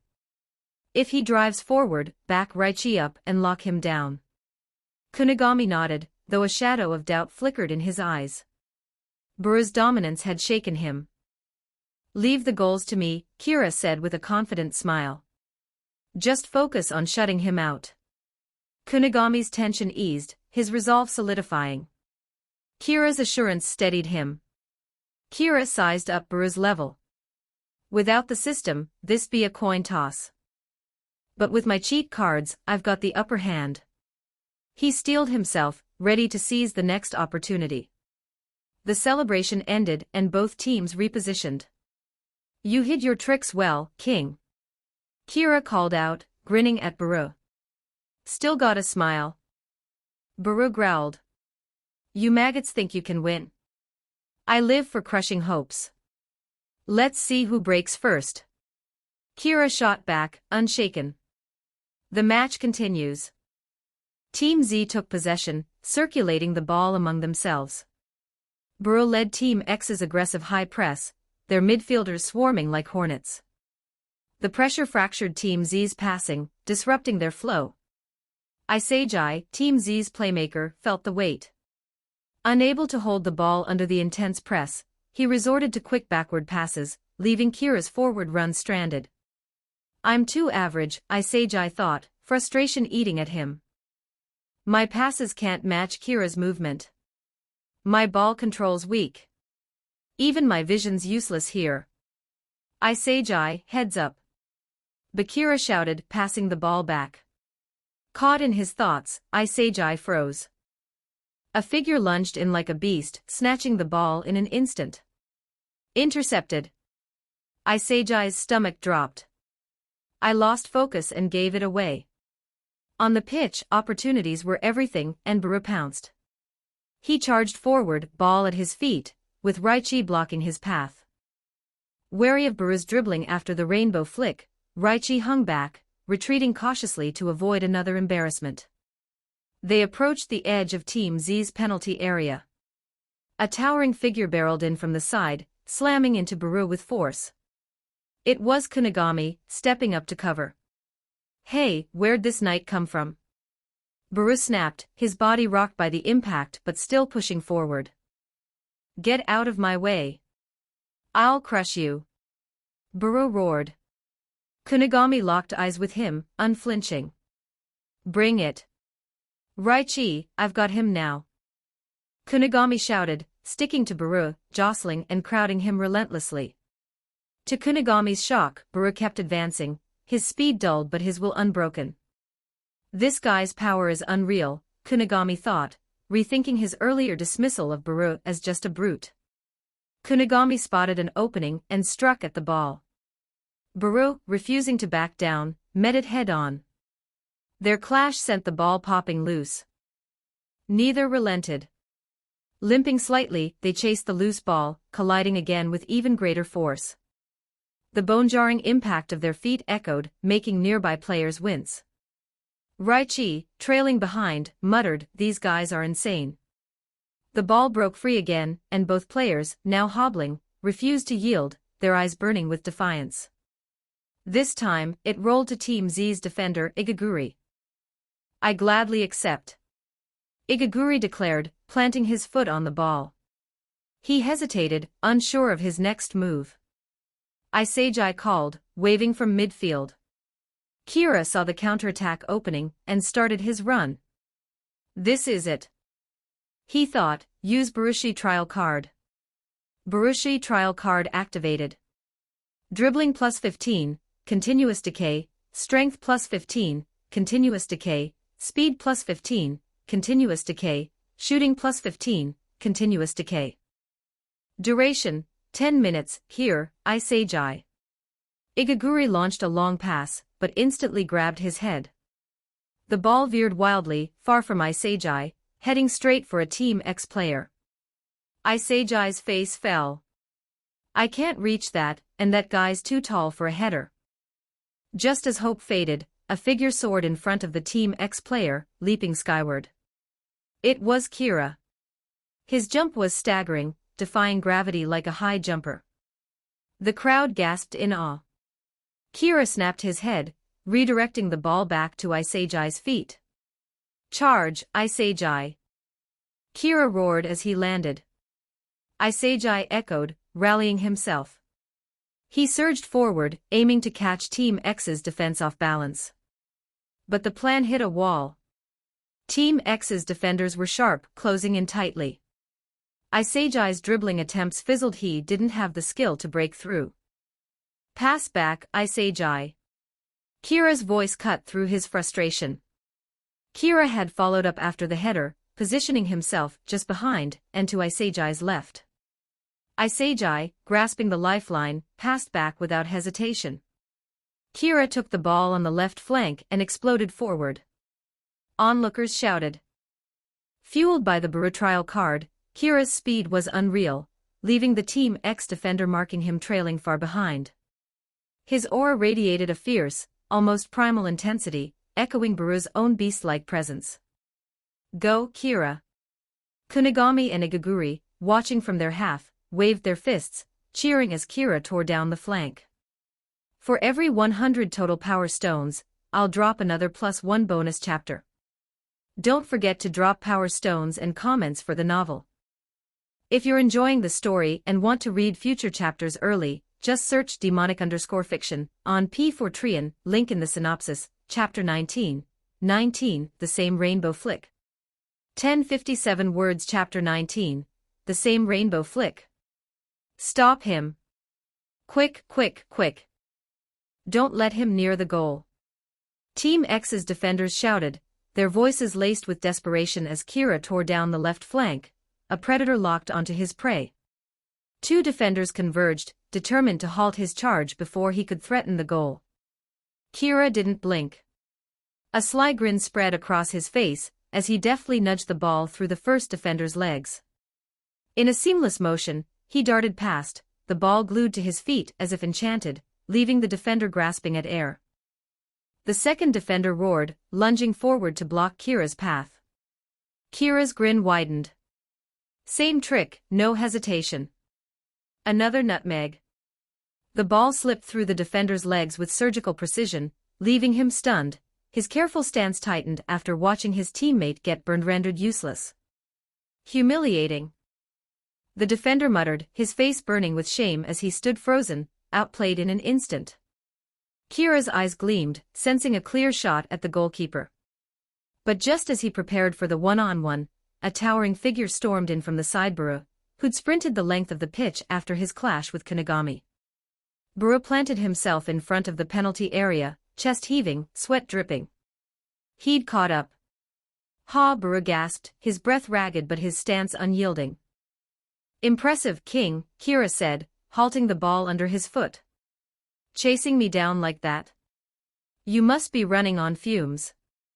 The two bypassed defenders moved to swarm Kira, but Isagi and Kunigami were already there, holding them at bay, clearing the stage for a duel between the aces. Buru's eyes burned into Kira, beads of sweat glistening on his forehead. Stop this attack, and we're still in this. He growled, his voice thick with defiance. What's his move? Facing Kira's attack head-on for the first time, uncertainty gnawed at him. Kira shifted suddenly, feinting right. Buru reacted, leaning to his right to match. Then, in a flash, Kira clamped the ball between his feet and flicked it upward. Rainbow flick. The term blazed in Buru's mind. As a master of the move, he knew its audacity, a flamboyant, high-risk dribble. Clamp the ball like chopsticks, loft it over both players' heads, then sprint past to reclaim it. Every motion demanded pinpoint control, one slip and it's a turnover. For the defender, getting outplayed by it was a gut punch. Raichi's earlier fury made sense now. But this wasn't just a dribble, it was a statement. Baru had humiliated Team Z with the same move earlier. Now Kira, Team Z's ace, was throwing it back, matching Baru's arrogance with his own. The ball soared over their heads, a perfect arc against the stadium lights. Baru spun instantly, his mind racing. If I turn fast enough, my strength can knock this kid off balance. They were outside the penalty area, no penalty for a foul. Stop him now, deal with the ref later. With a calculated lunge, Baru slammed his body into Kira, expecting to send him sprawling. Kunigami, watching from behind, clenched his fists, eyes narrowing. He'd felt Baru's monstrous strength firsthand, even he could barely match it. Kira's done for. But Kira didn't dodge. He leaned into the contact, meeting Baru's force head-on. The collision was brutal, two bodies crashing with bone-rattling impact. To everyone's shock, Kira held his ground, his frame barely pausing. Baru's mind reeled. Impossible. I'm drained from sprinting back, but my strength should still crush this scrawny guy. It was like he'd hit a steel wall. Kira, fueled by the Baru trial card, absorbed the impact. Baru's power was immense, but the card's boost dribbling, strength, speed, shooting gave him the edge. His legs surged, muscles flexing as he accelerated past. Baru, slowed by exhaustion, couldn't keep up. Kira reclaimed the ball, now facing the goalkeeper one-on-one. He struck with precision, the ball rocketing toward the net. The keeper dove reading the shot's path, but it was too late. The ball grazed his fingertips and buried itself in the top corner. Score, 2-1, Team Z. Roher. Kira erupted, sprinting across the pitch, fist pumping the air as his teammates chased after him, their cheers shaking the stadium. Kunigami ruffled his hair with a massive hand, grinning wide. Isagi slung an arm around Kira's shoulders, beaming this assist was his. Every player in Blue Lock craved the title of top striker, but Kira's dominance, leading them toward victory, was undeniable. They rallied behind him, united. Team X stood silent, the tie they'd clawed back now shattered. The momentum had swung hard against them. Baru kicked the turf, frustration boiling over. So close. A half step faster, and I'd have stopped him. We wouldn't be down. 2 goals to draw now felt like a mountain. That rainbow flick, his own signature move, had been turned against him. And how had Kira's slight frame withstood his charge? Despair gnawed at him. Monitoring room Ego's eyes blazed with fervor. Diamonds in the rough. Every single one. Anri Tairi nodded, captivated. Raichi, Isagi, and Kunigami had shown, but Kira was a cut above. His 2 goals, agile movement, and that audacious rainbow flick left an indelible mark. Ego flipped through Kira's data file, his brow furrowing. I underestimated this kid. He's more than I expected. On the pitch, Baru stood frozen before his goal, dejected, as if the world had collapsed around him. Why does their team have a guy like that? Hey, Baru, match is restarting. Go all out, Baru. You're Team X's boss now. Get another goal. There's time. His teammates' voices cut through his haze. These maggots are comforting me. Baru scoffed. Since when does Sri Baru need pity? Football isn't about teammates or sappy nonsense. It's my stage to dominate. On this pitch, I'm the king. He raised his head, a fierce laugh bursting out. Follow your king, you maggots. Kira caught the fire reigniting in Team X's eyes. Still got fight left. Bring it on. The match continues. 10 minutes remained in the second half. For every 100 total power stones, I'll drop another +1 bonus chapter. Don't forget to drop power stones and comments for the novel. If you're enjoying the story and want to read future chapters early, just search demonic_fiction on P4Trian, link in the synopsis, chapter 20, 28-0. 1274 words Chapter 20, 8-0. The match roared back to life, tension crackling in the air. Team X, led by the indomitable Baru, unleashed their final counterattack. In the last 10 minutes, they surged with a burst of stamina that seemed almost superhuman, charging Team Z's defensive line with relentless fury. Kira, watching the onslaught, had no choice but to drop back into Team Z's half to bolster the defense. Every pass, every run from Team X felt like a hammer blow, testing their resolve. For Team Z, those 10 minutes stretched into an eternity. No one dared blink, let alone relax. The pitch became a battlefield, and they were under siege. Team X's attacks were a storm, but Team Z clung to a single truth: this was their opponent's last desperate stand. If they could weather it, victory was theirs. They had to hold on. Baru lived up to his kingly reputation. Despite burning through so much energy, he still carved through Team Z's defense, nearly breaking into the penalty area multiple times.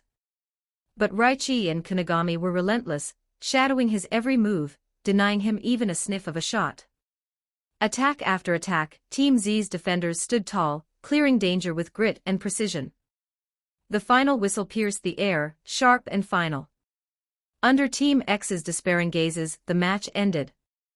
Building 5, first match, Team Z wins. Team X's players collapsed to the turf, drained and defeated. Was it still out of reach? One muttered, voice hollow. They'd given everything, pouring their hearts into the fight, yet the result stung bitterly. Baru lay sprawled on the grass, frustration etched into every line of his face. His mind replayed the match, and one figure loomed large: Kira. It's because of him, Baru thought, jaw clenched. Without him, I would have dominated. I should have won. The king who'd never lost a high school match had tasted defeat for the first time, a bitter lesson etched into his soul. On the other side, Team Z erupted in jubilation. The moment the whistle blew, they swarmed together, their cheers echoing through the empty stadium. We did it. The lowest-ranked team pulled it off. Told you I'd shine out there. Raichi crowed, grinning ear to ear. Kira stood at the center, high-fiving his teammates, his smile radiant. But his eyes caught a lone figure sitting on the grass: Chijiri Hyoma, head bowed, lost in thought. Kira knew he was likely stewing over his fall during Baru's goal. I'll talk to him later, Kira decided. For now, he let himself sink into the thrill of victory, celebrating with his team. Monitoring room Anri Tairi had slipped away at some point, leaving Ego Jinpachi alone, his eyes glued to the screen. Gulp, gulp, gulp. He chugged a water bottle, realizing he'd been so engrossed he'd forgotten to drink. Kira's final goal replayed in his mind. It's like he stole Baru's essence and made it his own, Ego mused. Or has he been holding back this whole time, hiding his true strength? A faint smirk tugged at Ego's lips. Kira versus Ito Shirin. Who's the greater talent? This is getting interesting. Team Z locker room, the air buzzed with energy. Bakira, stark naked, danced around, whooping with joy. Kira, you were straight up perfect out there. Kira averted his eyes, wincing. Bakira, put some clothes on. That's a sight I can't unsee. Hey, hey, hey. Stop flashing, everyone. Kunigami barked, flexing his chiseled muscles as he waved a fist. All right, discipline committee. Bakira stuck out his tongue, scrambling to pull on his pants before Kunigami could pounce. Raichi, puffing out his chest, declared, this win's all thanks to me locking down that spiky-haired freak. You small fry only won because of my sexy football. Igaguri snorted. Then why do I remember you getting roasted by his rainbow flick? What did you say, monk? Wanna fight? Raichi lunged, mock-threatening. Just stating facts. Kira, save me. Igaguri ducked behind Kira, who laughed awkwardly as the two started a playful chase around him. Kira knew the real reasons for their victory. First, Team Z's early preparation and quick adaptation gave them an edge. Second, his own superhuman performance as the ace had tipped the scales. Without those, the match could have gone either way. Isagi, still catching his breath, turned to Kira. If we keep playing like this, we can go all the way, right? Kira's mind flashed to their future opponents. Their chances were strong, but caution was needed. Today showed us how tough our competition is. Baru was just the start. The teams ahead will have players like him, maybe even stronger. Most of us in Team Z are lower ranked. To keep winning, we need to sharpen our unique weapons and fight as a unit. The team fell silent, absorbing his words. The first match had been a grueling tug of war, even with their preparation. Their foundation was shaky, but as Kira put it, they had room to grow. Ego sands from 0 to 1 idea. Kira continued. We've found our one, but it's not enough. A team needs a super striker, and we've got that for now. But our tactics and roles are too basic. We need to evolve. Progressing fast, aren't you? Ego's voice crackled through the locker room speaker, his face appearing on a screen. Whoa, there's a screen here. Igaguri blurted, startled. Kira wasn't surprised. He'd expected Ego to make an appearance post-match. The second match in Building 5 just ended, Ego said. Team V crushed Team Y, 8-0. 8-0. That's insane. Team Z's jaws dropped. Kira's brow furrowed. If he recalled correctly, Team V boasted 3 monsters, Zentetsu Tsurugi, Ryo Mikage, and Saishiro Nagi, players with the potential to dominate Blue Lock. Ego, pleased with their reaction, pressed on. Your team grasped footballs from 0 to 1 faster than anyone. You solidified your roles quickest. But that's not enough. If you're just sacrificing for your striker, you're no better than Japan's national team. You must break free of your positions. Ask yourself, what's your weapon? The one thing only you bring to the pitch, that's what will make you stand out in this selection. As Ego's words sank in, Kira closed his eyes, reflecting. His original strength was his off-the-ball movement, weaving through the final third instinctively, a gift of elite positioning. But as Baru had pointed out, it relied on teammates passing. Without a playmaker, he was just a buzzing fly, no real threat. His system, though, was a game-changer. By absorbing others' attributes, he could temporarily outshine even the best like Baru. The catch. Each trial card lasted only 10 minutes, 40 if used back-to-back. But that was enough to seize critical moments, as he'd done today. Using Baru's trial card had left a mark. Kira felt his dribbling improve. He could pull off a rainbow flick now, albeit not perfectly. Kunigami's left-footed shot had boosted his weaker foot too.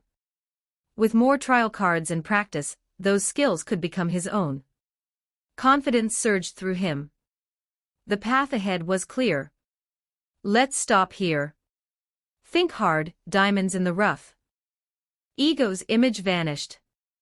The team sat in thoughtful silence, Ego's challenge lingering. They recalled Kira mentioning their weapons the day before. His foresight earned their respect anew, cementing his role as Team Z's unchallenged leader. For every 100 total power stones, I'll drop another +1 bonus chapter. Don't forget to drop power stones and comments for the novel. If you're enjoying the story and want to read future chapters early, just search demonic_fiction on P4trian, link in the synopsis, Chapter 21.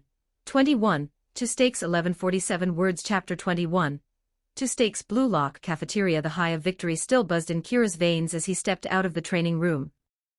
He'd stayed late, grinding alone to master the abilities from his 2 remaining trial cards. Every muscle ached, but the progress felt worth it. His body was starting to adapt to the new skills. Now his stomach growled, demanding fuel. He vaguely recalled that scoring goals earned stake rewards, a perfect chance to refuel with some high-quality protein. But as he entered the cafeteria, he spotted Isagi slouched at a table, muttering to himself with a defeated look, his sighs heavy in the quiet room. What's eating him? Kira wondered. Unhappy with his performance today. Shaking off his confusion, he waved. Yo, Isagi, still in the cafeteria. Isai's head snapped up, surprise flashing across his face. You haven't eaten yet? It was well past mealtime, and Kira looked like he'd just rolled in.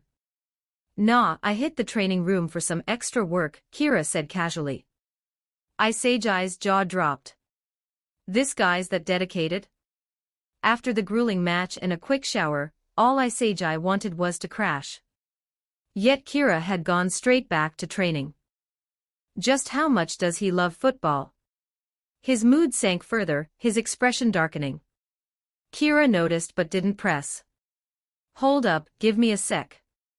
Ignoring Isai's gloom, he headed to the counter, exchanging his goal-scoring points for 2 sizzling steaks.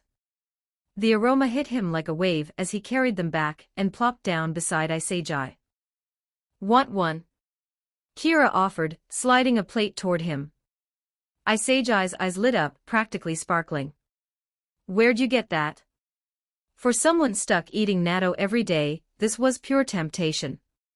Kira pointed to a notice on the cafeteria wall. Says their goal scorers can trade points for rewards. Isai leaned forward, scanning the sign eagerly. Let's see.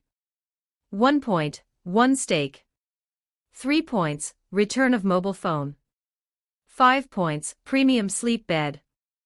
10 points, 1 day of vacation. His heart raced. I want all of that. The phone and bed especially. He'd almost forgotten what it felt like to live in the internet age. Stop drooling, Isai, Kira teased. Come on, let's dig in. Isai hesitated, guilt creeping in. I can't take this. It's your reward for scoring. Kira rolled his eyes. If you're so shy, why'd you sprint over here? But he grinned.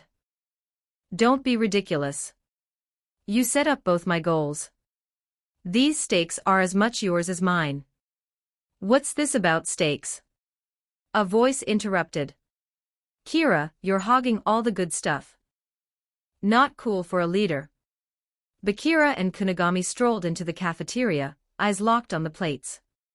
They plopped down across from Kira and Isai, Bakira's grin wide and mischievous. You two weren't planning to scarf these down alone, were you? Bakira teased, practically drooling. Isai shot him a guilty look, regretting not eating faster. Haha, no way, Kira said smoothly. I was just about to call you guys. Good things are for sharing, right? And so the 2 steaks were split for ways, the group digging in with gusto, the cafeteria filled with the clink of forks and satisfied hums. Kunigami, chewing thoughtfully, spoke up. Kira, how'd you know to put me on Baru's defense? I mean, Raichi was already marking him, and we had other defenders, right? Bakira and Isai paused, curious, their eyes on Kira. It's simple, Kira explained, leaning back. Raichi's tenacity is great, but Baru's skill set is too much for him alone. Our other defenders Igaguri, Chijiri lack the physicality to handle him. You, Kunigami, have the strength to match Baru's power. You were the best shot at slowing him down. Kunigami nodded, processing. Makes sense. He hesitated, then pushed on. How'd you withstand Baru's charge in that final attack? His strength is insane. I barely held my own against him. Kira had anticipated this. With a calm smile, he said, Baru was gassed from sprinting back to defend. His strength wasn't at full power by then. Kunigami bought it, nodding. It added up. Nobody could maintain peak stamina after running that hard. Baru had been relentless, exhaustion was bound to hit. Just as Kira thought he could finally enjoy his steak, Isai raised a hand, his brow furrowed. Kira, in high school, my passes were untouchable. But today my vision couldn't keep up with your movement. Kira sighed inwardly. Can't I just eat? But since Isai was the protagonist, he indulged him. 2 reasons. First, the intensity here is on another level. In high school, you had time to receive, scan, and pass. In Blue Lock, everyone's a top talent. The second you get the ball, you're swarmed. You need to plan your pass before you receive it. Set your stance early. He took a bite, then continued. Second, your body's lagging behind your brain. You see the play, but you can't react fast enough. The pitch is dynamic, always shifting. Train your body to match your vision, and you'll keep up. Isai's eyes widened, the pieces clicking. The frustration he'd felt on the pitch suddenly made sense. Oh, and about your weapon? Kira added, genuinely curious.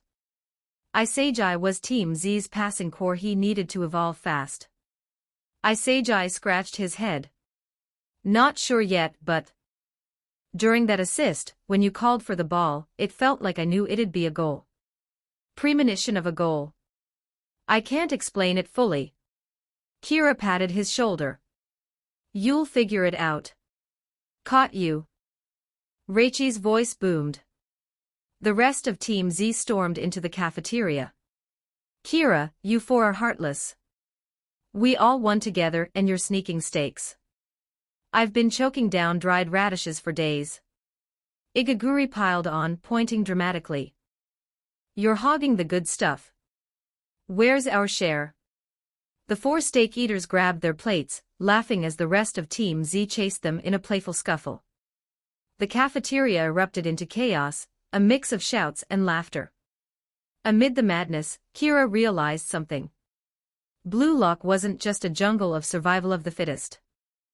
These guys were also a bunch of rowdy high schoolers, full of life and camaraderie. Team Y lay sprawled across their room, lifeless.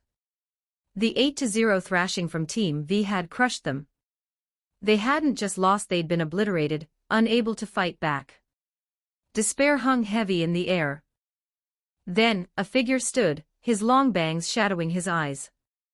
I have a way to win the next match. Every head turned. In their desperation, Team Y was ready to cling to any hope, no matter how slim. For every 100 total power stones, I'll drop another +1 bonus chapter. Don't forget to drop power stones and comments for the novel. If you're enjoying the story and want to read future chapters early, just search demonic_fiction on P4trian, link in the synopsis. Chapter 22. 22 Spear vs. Shield. 1452 words. Chapter 22 Spear vs. Shield. In the days before the match, Kira led Team Z through grueling training sessions, every moment charged with the drive to dominate their next match. Between drills, he absorbed attribute cards from his teammates, steadily honing his skills to a razor's edge. The team also ran intense internal practice matches to sharpen their instincts. During these sessions, Kira realized Iman wasn't the average player he'd first assumed. The guy was quietly competent in every area, not a standout, but a dependable all-rounder who could hold the line. A jack of all trades, huh? Kira thought, impressed. Reichi, as Kira had predicted, tapped into his raw defensive potential. In practice matches, his relentless, in-your-face defending even frustrated Kira himself, marking Reichi as a wall that refused to budge. Bakira, as always, was a whirlwind on the field, dribbling with a gleeful grin that made it seem like the ball was an extension of his body. For Kunigami, Kira offered pointed advice during a break. Your left foot's a cannon, but your right's lagging behind. Balance it out, and you'll be unstoppable. Kunigami nodded, determination in his eyes, and spent the next few days drilling his weaker foot with relentless focus. Isai trained hard but was clearly distracted, wrestling with the question of his weapon. His brow furrowed in thought, chasing an answer that still eluded him. Team Z was coming together, each member carving their path to improvement with disciplined intensity. Kira also made a bold call, switching their formation from a 4-4-2 to an aggressive 4-3-3. He, Kunigami, and Bakira would spearhead the attack as forwards, with Chijiri, Reichi, and Isai controlling the midfield. The remaining players would anchor the defense. When pressed about the change, Kira grinned confidently. We're hitting the next match with everything we've got. Full-on attack mode. But deep down, he had a calculated edge. Having read the Blue Lock manga, he knew Team Y would come with a suffocating 5-for-1 defensive setup. To shatter that shield, Team Z needed to flood the opponent's half with attackers, overwhelming their defense with relentless pressure. Blue Lock, Building 5, Central Pitch. The day of the match arrived, and Team Z stepped onto the field to find Team Y already warming up, their focus sharp as a blade. As Kira scanned the opposition, his system flared with notifications, detected attribute that can be absorbed. Vision +20, continuous decay, passing +20, continuous decay, duration, 10 minutes, retention time, 24 hours, detected attribute that can be absorbed. Dribbling +10, continuous decay. Shooting +15, continuous decay, duration, 10 minutes, retention time, 24 hours, absorb, Kira whispered, his voice steady. Absorption successful. Obtained Iki Nico attribute trial card X1. Vision +20, continuous decay, passing +20, continuous decay, duration, 10 minutes, retention time, 24 hours, silently chant, use Iki Nico trial card to activate. Absorption successful. Obtained Hibiki Okawa attribute trial card X1, dribbling +10, continuous decay, shooting +15, continuous decay, duration, 10 minutes, retention time, 24 hours, silently chant, use Hibiki Okawa trial card to activate. Kira's lips curved into a smirk. He'd kept 2 slots open for today, and Team Y's players delivered. Iki Nico's vision and passing were like a sharper, more refined version of Isagai's current abilities. If Isagai can find his spark in this match, he'll level up fast, Kira thought, glancing at his teammate. They're here before us, Isagai said, eyes wide with surprise. Kira felt it too. Team Y's intensity was palpable. After their 8-0 loss to Team V, another defeat would all but eliminate them. They were playing for their lives. That number 9. I know him, Igaguri said, his voice tight. Hibiki Okawa, Kumamoto Prefecture's top scorer. The name sent a ripple of unease through Team Z. This was the team that got obliterated 8-0. The air grew thick with tension. Kira clapped sharply, cutting through the nerves. Focus up, everyone. We stick to the plan. Let's do this. 1, 2, 3 Team Z, victory, they shouted, their voices echoing with resolve. A few minutes later, kickoff the whistle blew, and the match kicked off. With possession determined by rankings, Team Z started with the ball. Isagai, let's go. Kira called, charging forward. Team Z's 4-3-3 formation snapped into place, 6 players Kira, Kunigami, Bakira, Chijiri, Raichi, and Isagai storming into Team Y's half, leaving just 4 defenders to guard their goal. Team Y's players faltered, their voices laced with shock. What's this? Did they figure out our tactic? Why are they all rushing forward like that? Their 5-for-1 was built to choke out attacks, but Team Z's aggressive surge threw them off balance.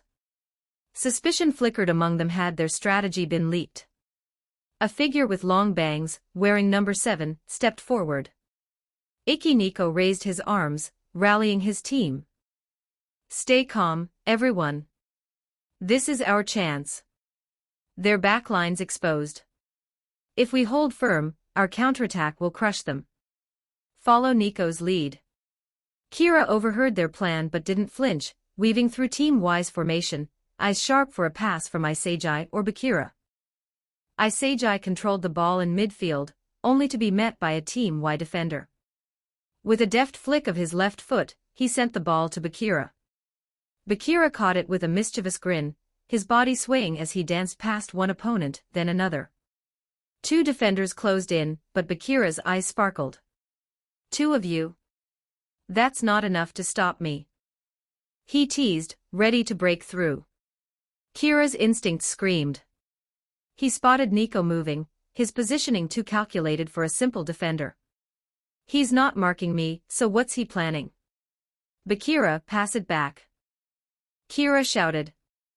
Bakira blinked, confused, but a blur of movement behind him made his heart race. Nico had slipped around, poised to steal the ball.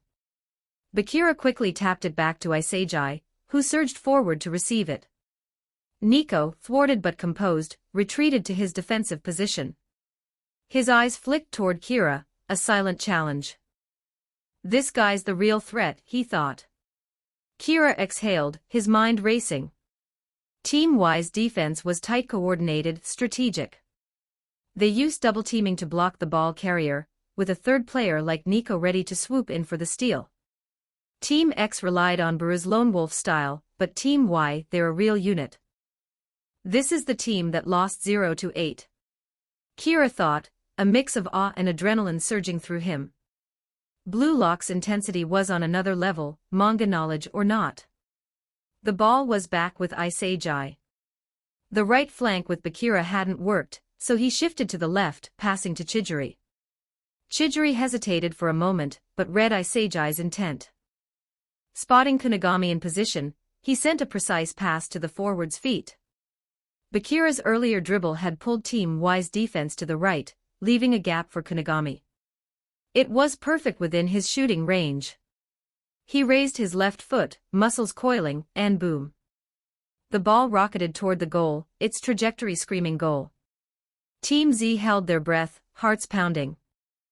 But two Team Y defenders, hands behind their backs, leaped in perfect sync, heading the ball clear. The goalkeeper didn't even need to move. Team Z's attack was snuffed out. Kunigami stood frozen, his mind reeling. They let me shoot on purpose. Team Y's center-back had baited him, backed by 4 defenders ready to cover. Their discipline was unreal. Kunigami, second ball. Isagi yelled, voice raw. Grab the rebound. Kunigami snapped out of it, charging toward the loose ball, but he was too slow. The chance was slipping away. Then Kira appeared. He'd sensed the trap the moment Kunigami fired. The space had been too perfect, too deliberate. Team Y's confidence screamed preparation. But a loose ball was a new spark of opportunity. Kira's legs exploded into action, propelling him toward the rebound. He reached it first, steadied the ball, and angled for a shot. Just as he prepared to strike, a figure blurred in from the side. Before Kira could react, the ball was kicked away, cleared with surgical precision. Nice one, Nico, a Team Y player shouted. Kira turned, locking eyes with the long-banged defender. Iki Nico stood calm, a faint smirk on his face. I saw where it was landing, he said coolly. Kira's blood surged, a grin breaking across his face. Not bad, he said, his voice sharp with excitement. But let's see if your shield can hold up against our spear. Don't forget to drop power stones and comments for the novel. For every 100 total power stones, I'll drop another +1 bonus chapter.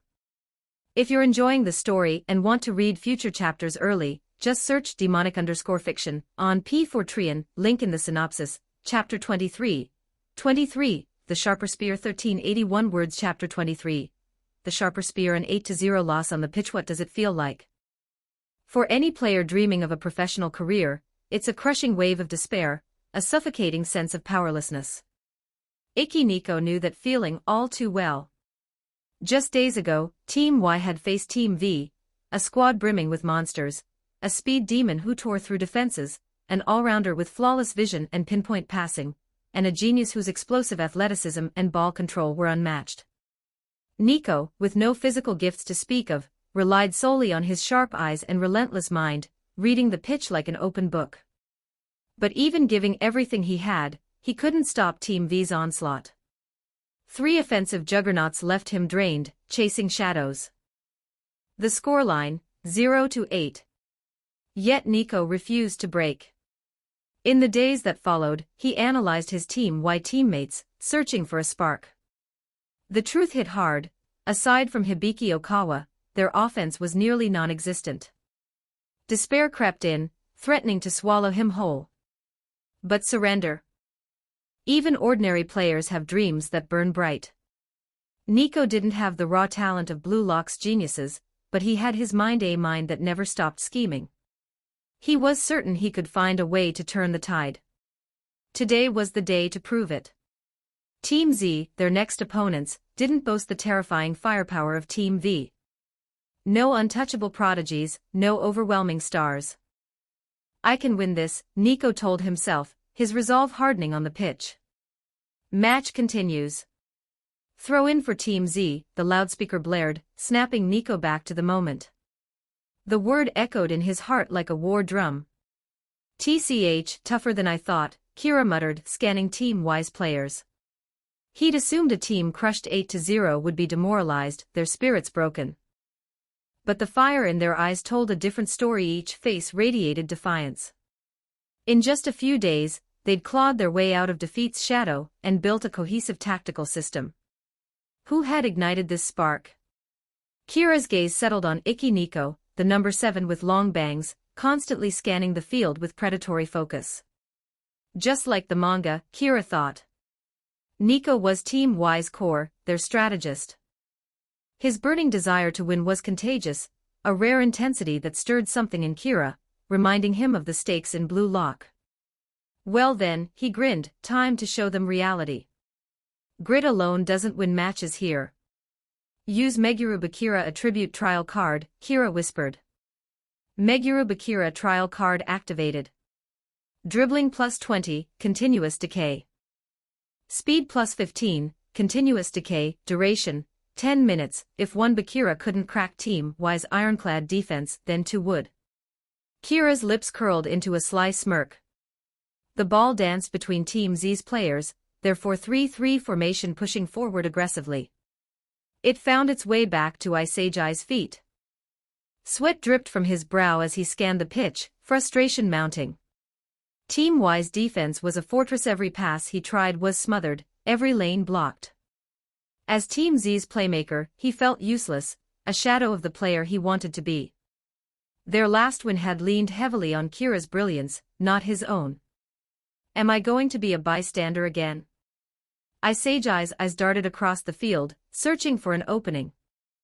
Then he noticed Kira was dropping deeper, signaling for the ball. Isagai hesitated. Even if Kira received it, Team Y's defenders were swarming.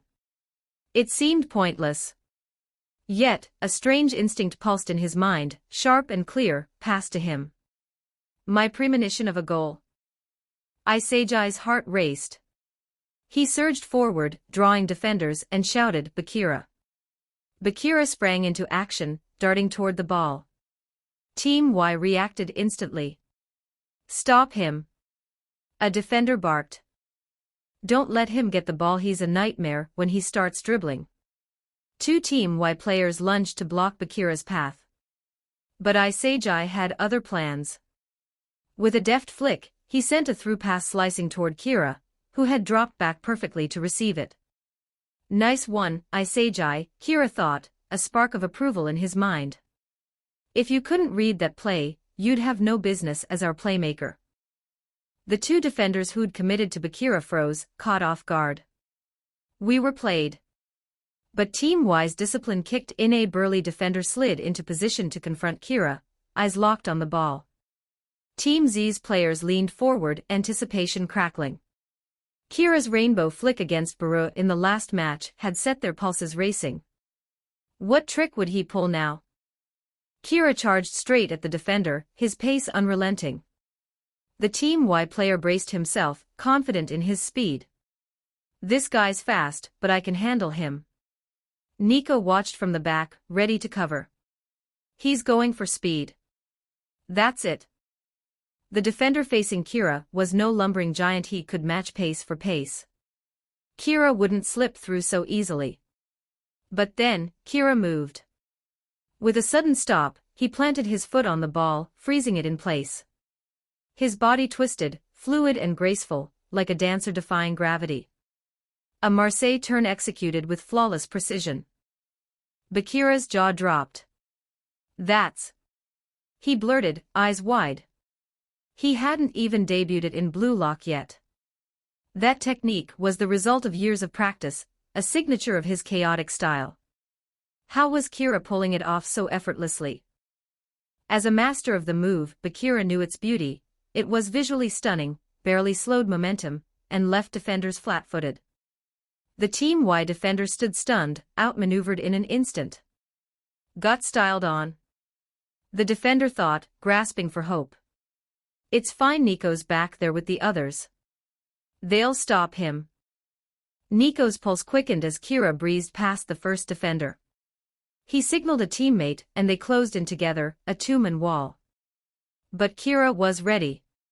He swept his foot across the grass, halting the ball, then spun again, hooking it with his right foot to slip past the second defender. Nico stuck close, refusing to be shaken. It ends here, he growled, lunging forward as Kira's turn left him momentarily off balance, aiming to steal the ball. Kira's mind was a step ahead. Nice try, Nico, he thought, flicking the ball back and to the right with his heel. A precise, unexpected pass. Team-wise defense crumbled. Bakira's initial run had pulled players out of position, and Kira's dribbling had drawn even more. Their back line was wide open.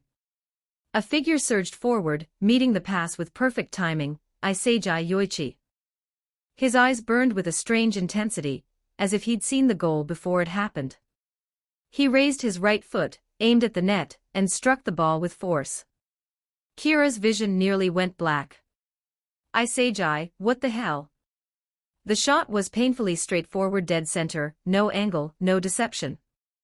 This isn't the manga, Iseji. Even a half-decent keeper could save it. The Team Y goalkeeper, rattled by Kira's earlier chaos, still reacted in time, diving to parry the ball away. Iseji clutched his head, groaning in regret.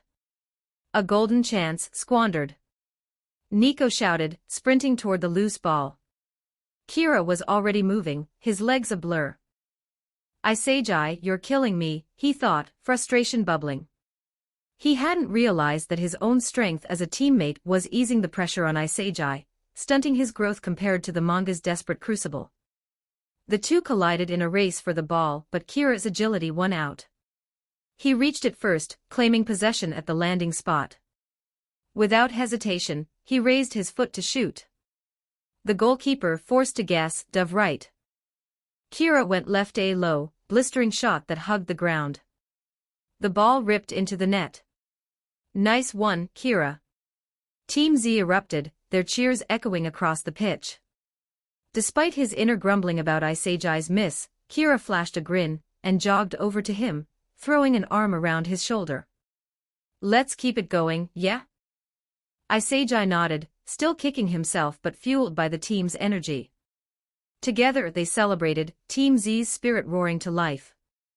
Don't forget to drop power stones and comments for the novel. For every 100 total power stones, I'll drop another +1 bonus chapter. If you're enjoying the story and want to read future chapters early, just search demonic_fiction on P4trian, link in the synopsis, chapter 24, The Counterattacking Shield. 1130 words. Chapter 24, The Counterattacking Shield. Team Z surged into the lead. 30 minutes into the match, Kira shattered the deadlock, his shot igniting the central pitch. Team Z erupted in cheers, their voices echoing as they swarmed to celebrate. But Iseji's face was clouded, his shoulders slumped. That wide-open shot he'd flubbed earlier haunted him. If Kira hadn't pounced on the rebound and buried it, that golden chance would have slipped through his fingers. Blue Lock's relentless pressure was grinding him down, and today's miss hit harder than ever. Iseji, don't sweat it, a voice cut through his thoughts. A hand clapped his shoulder. He looked up to see Kira's easy grin. Next time, you'll rip the net apart. Iseji's chest warmed. This guy, he's got my back. He couldn't let himself spiral, not when Kira believed in him. Whoa, whoa, whoa. Kira, when'd you pull that move out of your bag? Bakira bounced over, circling Kira like an excited puppy. I can do a Marseille turn too, you know, but I haven't even shown it off here yet. Kira chuckled, scratching the back of his neck. Hit me out of nowhere, I guess. How could he explain the trial card? Better to dodge the question. Bakira squinted, tilting his head. Wait a sec, are you secretly a genius or something? Match isn't over, Team Z. Kira called, pivoting to rally the squad. Let's keep the fire burning and send Team Y packing. Across the pitch, Iki Nico stood frozen, his mind reeling. Team V's three monsters had been bad enough, but Team Z had Kira, a player who matched their menace. His off-the-ball movement was surgical, and now he was pulling off dribbling tricks like that. Nico cursed under his breath. Why's the world gotta be this unfair? They'd need to double down on marking Kira later. No more slip-ups. Monitoring room. What a gorgeous turn. Henri Thierry squealed, her eyes glued to the screen. A Marseille turn. And another one. Oh, it didn't go in. Why yes, the rebound. She'd turned into Kira's little fan, her words bubbling with excitement as his plays lit up the monitor. A vein throbbed on Igo Jinpachi's forehead. Henri-san, he said through gritted teeth, could you please tone it down? Your shouting's throwing me off. Henri flushed, clasping her hands. Oops, sorry, Igo-san. I just got sucked into the match. Igo sighed, rubbing his temples. This woman's gonna be the death of me. Working with her for the long haul was already testing his patience. What's with the sigh, Igo-san? Henri tilted her head. Aren't the players doing great? Igo bit back a retort. It's not the players, it's you driving me up the wall. It's fine, he muttered. Just get me the files on Iki Nico and Hibiki Okawa. Oh, right. Henri scrambled, rifling through papers before handing him 2 dossiers. Igo scanned them, his sharp eyes narrowing. Team Y was in deep trouble. Nico and Okawa were their only real shots at a comeback. But Kira's dribbling. It was leagues beyond what he'd shown last match.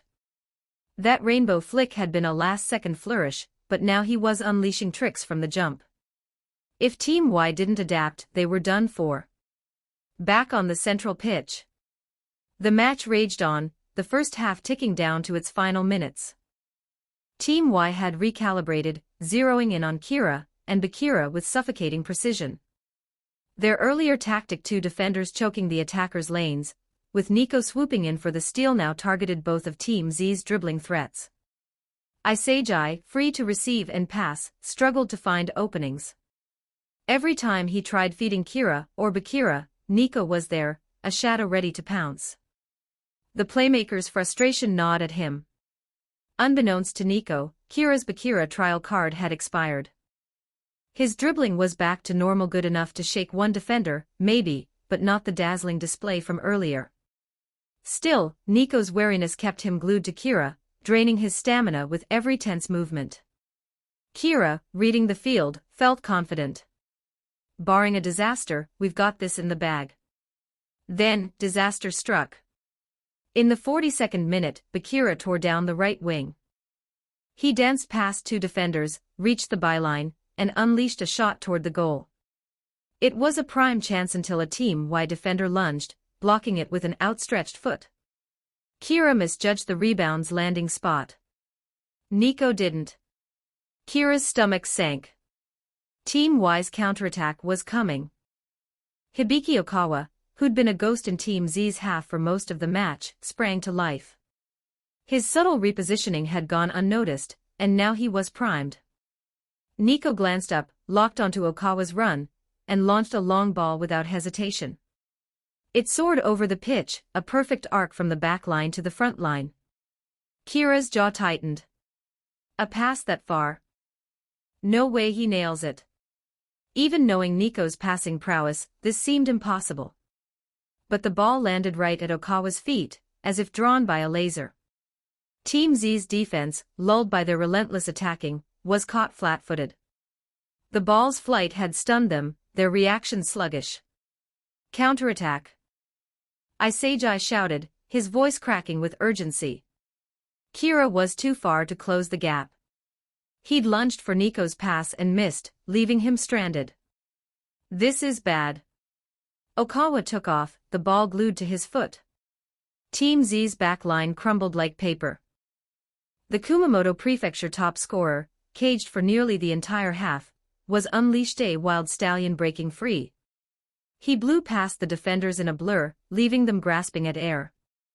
In seconds, it was just him and Iman, Team Z's goalkeeper.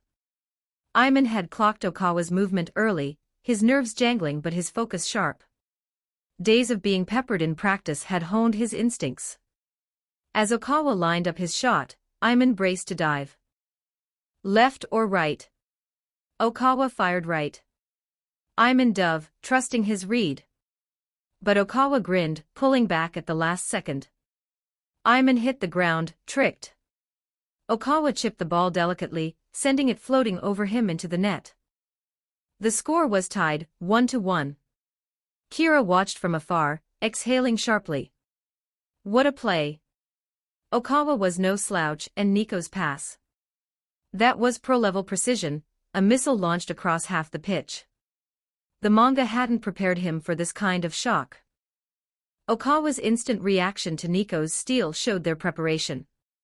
This was team-wise trump card, a counterattack forged in the crucible of their defense, meticulously planned by Nico.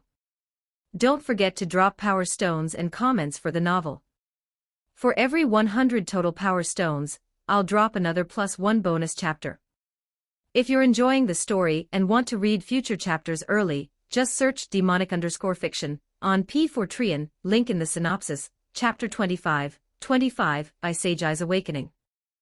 1089 words. Chapter 25, Iseiji's Awakening. Hibiki Okawa roared in triumph, his voice cutting through the central pitch. The first half had caged him, but in its dying minutes, he'd broken free, his shot leveling the score. Nico's heart raced, a surge of exhilaration washing over him. His pass had been pinpoint, a bolt from the backline that found Okawa perfectly. He hadn't expected it to land so flawlessly. What a thrill! Ugh! Team Y erupted, their cheers shaking the air. Their first goal in blue lock, a mark etched into their short history. Hope sparked in their eyes. They could score. They could win. Team Z, meanwhile, stood dazed. The goal had struck like lightning, too fast to process. Only a few had reacted in time, the rest were left blinking, caught off guard. But the shock carried a silver lining, it was a wake-up call. Victory wouldn't come easy. Kira sank into thought. Nico was Team Y's linchpin should he focus on shutting him down. Their counterattacks were deadly, but as a center forward, Kira couldn't babysit a defender all game. What about Iseiji? In the manga, Iseiji's sharp instincts had unraveled Team Y's core. Assigning him to mark Nico could free Kira to unleash hell on offense. Icky Nico. Kira snapped out of his strategizing to find Iseiji at his side, his voice low but firm. Kira, I've figured it out. Team Y's core isn't that Okawa guy who scored. It's the one with the long bangs. Kira raised an eyebrow, hiding a grin. Iseiji, are you finally waking up? Got a plan to crack him? He asked, feigning ignorance. I'll mark him, Iseiji declared, his eyes blazing with confidence. Kira, you focus on attacking. With me on Nico, their counterattacks are done. Since when did this guy get so bold? Kira marveled at Iseiji's shift. The missed shot earlier had lit a fire under him. While stewing in guilt, Iseiji had been dissecting the pitch, catching Okawa's subtle repositioning before anyone else. He'd realized Nico wasn't just Team Y's last defensive line, he was the spark for their counters. Neutralize him, and Team Y would crumble. Kira nodded, impressed by Iseiji's resolve. You've got this. A few minutes later, the whistle blew, signaling the end of the first half. The score stood at 1-1. Both teams trudged to their locker rooms. Gulp, gulp, gulp. Kira chugged water, catching his breath. Blue Lock's intensity was brutal, especially for those without endless stamina. Luckily, defenders like Igaguri had it easier today, practically strolling the pitch. Iseiji spoke up, his voice steady. Listen up, everyone. Team Y's game is counterattacks. The second they get the ball, our defense needs to be sharp. Watch Okawa's movement, especially their passes are aimed at him. Team Z's players blinked, surprised. Iseiji taking charge. They weren't used to him calling the shots. But their eyes flicked behind him, seeking confirmation. Kira's hand landed on Isagai's shoulder. He's right, Kira said, his voice carrying authority. Team Y doesn't have a monster like Baru, but their defense is tight, and Okawa's offense is no joke. In the second half, I'm counting on our back line. No problem, Kira. Leave it to us. We won't let them score a single goal. Gagamaru vowed, his face set with determination. The defenders nodded, fired up. But Isagai's mind churned. Kira's presence in Team Z was unshakable without his backing. Would anyone have taken his tactics seriously? Am I leaning on him too much? He'd come to Blue Lock to forge his own path, not to ride someone else's coattails. Yet Kira's skill and charisma made it so easy to follow him. But he's my rival too, isn't he? Dark thoughts crept in, unbidden. Should I really trust Kira this much? Ah, forget it. Isagai muttered, shaking his head. Let's just win this match first. Kira, mid-discussion with the team, caught Isagai's turmoil out of the corner of his eye. A smirk tugged at his lips. Is this leak finally sprouting? He thought, glee bubbling inside. Grow faster, Isagai, so I can absorb those sweet attributes. Central pitch. The second half begins. Team Y stuck to their first half playbook, defend deep, strike on the counter. Team Z held possession but struggled to pierce the defensive wall. Kira held off on using a trial card. With plenty of time left, he wanted to see how the game unfolded. 15 minutes into the second half, Kunigami received a pass from Isagai near the penalty area. He unleashed a long-range shot, but the Team Y goalkeeper dove, tipping it out of bounds. Corner kick. Bakira skipped to the corner flag, his eyes gleaming with mischief. Scanning the box, he grinned. Found you. He took a few steps and whipped the ball in, aiming for the goalmouth. It dropped perfectly where Gagamaru, Team Z's flexible wild card, had slipped into position. Bakira had spotted him early, tailoring the kick for Gagamaru's leap. But as Gagamaru rose to head the ball, the unexpected happened. Team Y's goalkeeper charged off his line, abandoning the goal. With a powerful punch, he sent the ball flying. Gagamaru missed, left grasping at air. The ball sailed outside the penalty area. And there, waiting, was Iki Nico. Nico and the keeper were in sync, their plan clear: turn Team Z's attack into their own opportunity. With so many Team Z players committed to the corner, their back line was thin. This counter was primed to succeed. The keeper punched it out.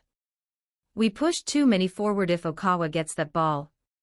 Team Z's players sensed the danger. In the distance, Hibiki Okawa was already positioned in their half, poised for Nico's pass.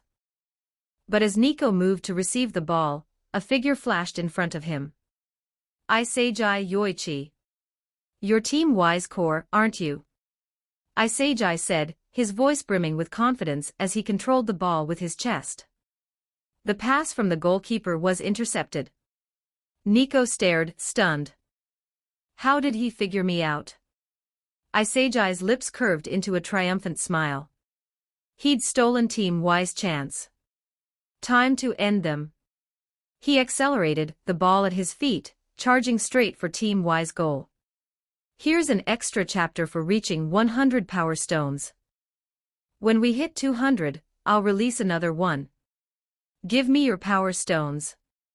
For every 100 total power stones, I'll drop another +1 extra chapter. If you're enjoying the story and want to read future chapters early, just search demonic_fiction on P4trian, link in the synopsis. Chapter 26, 26, you and I are similar 1359 words. Chapter 26, you and I are similar. Team Y's players watched in horror as Isagai Yoichi charged forward with the ball, their defensive core, Iki Nico, caught out of position. Nico had been ready to receive the ball and launch a counterattack, but Isagai had intercepted it with uncanny precision.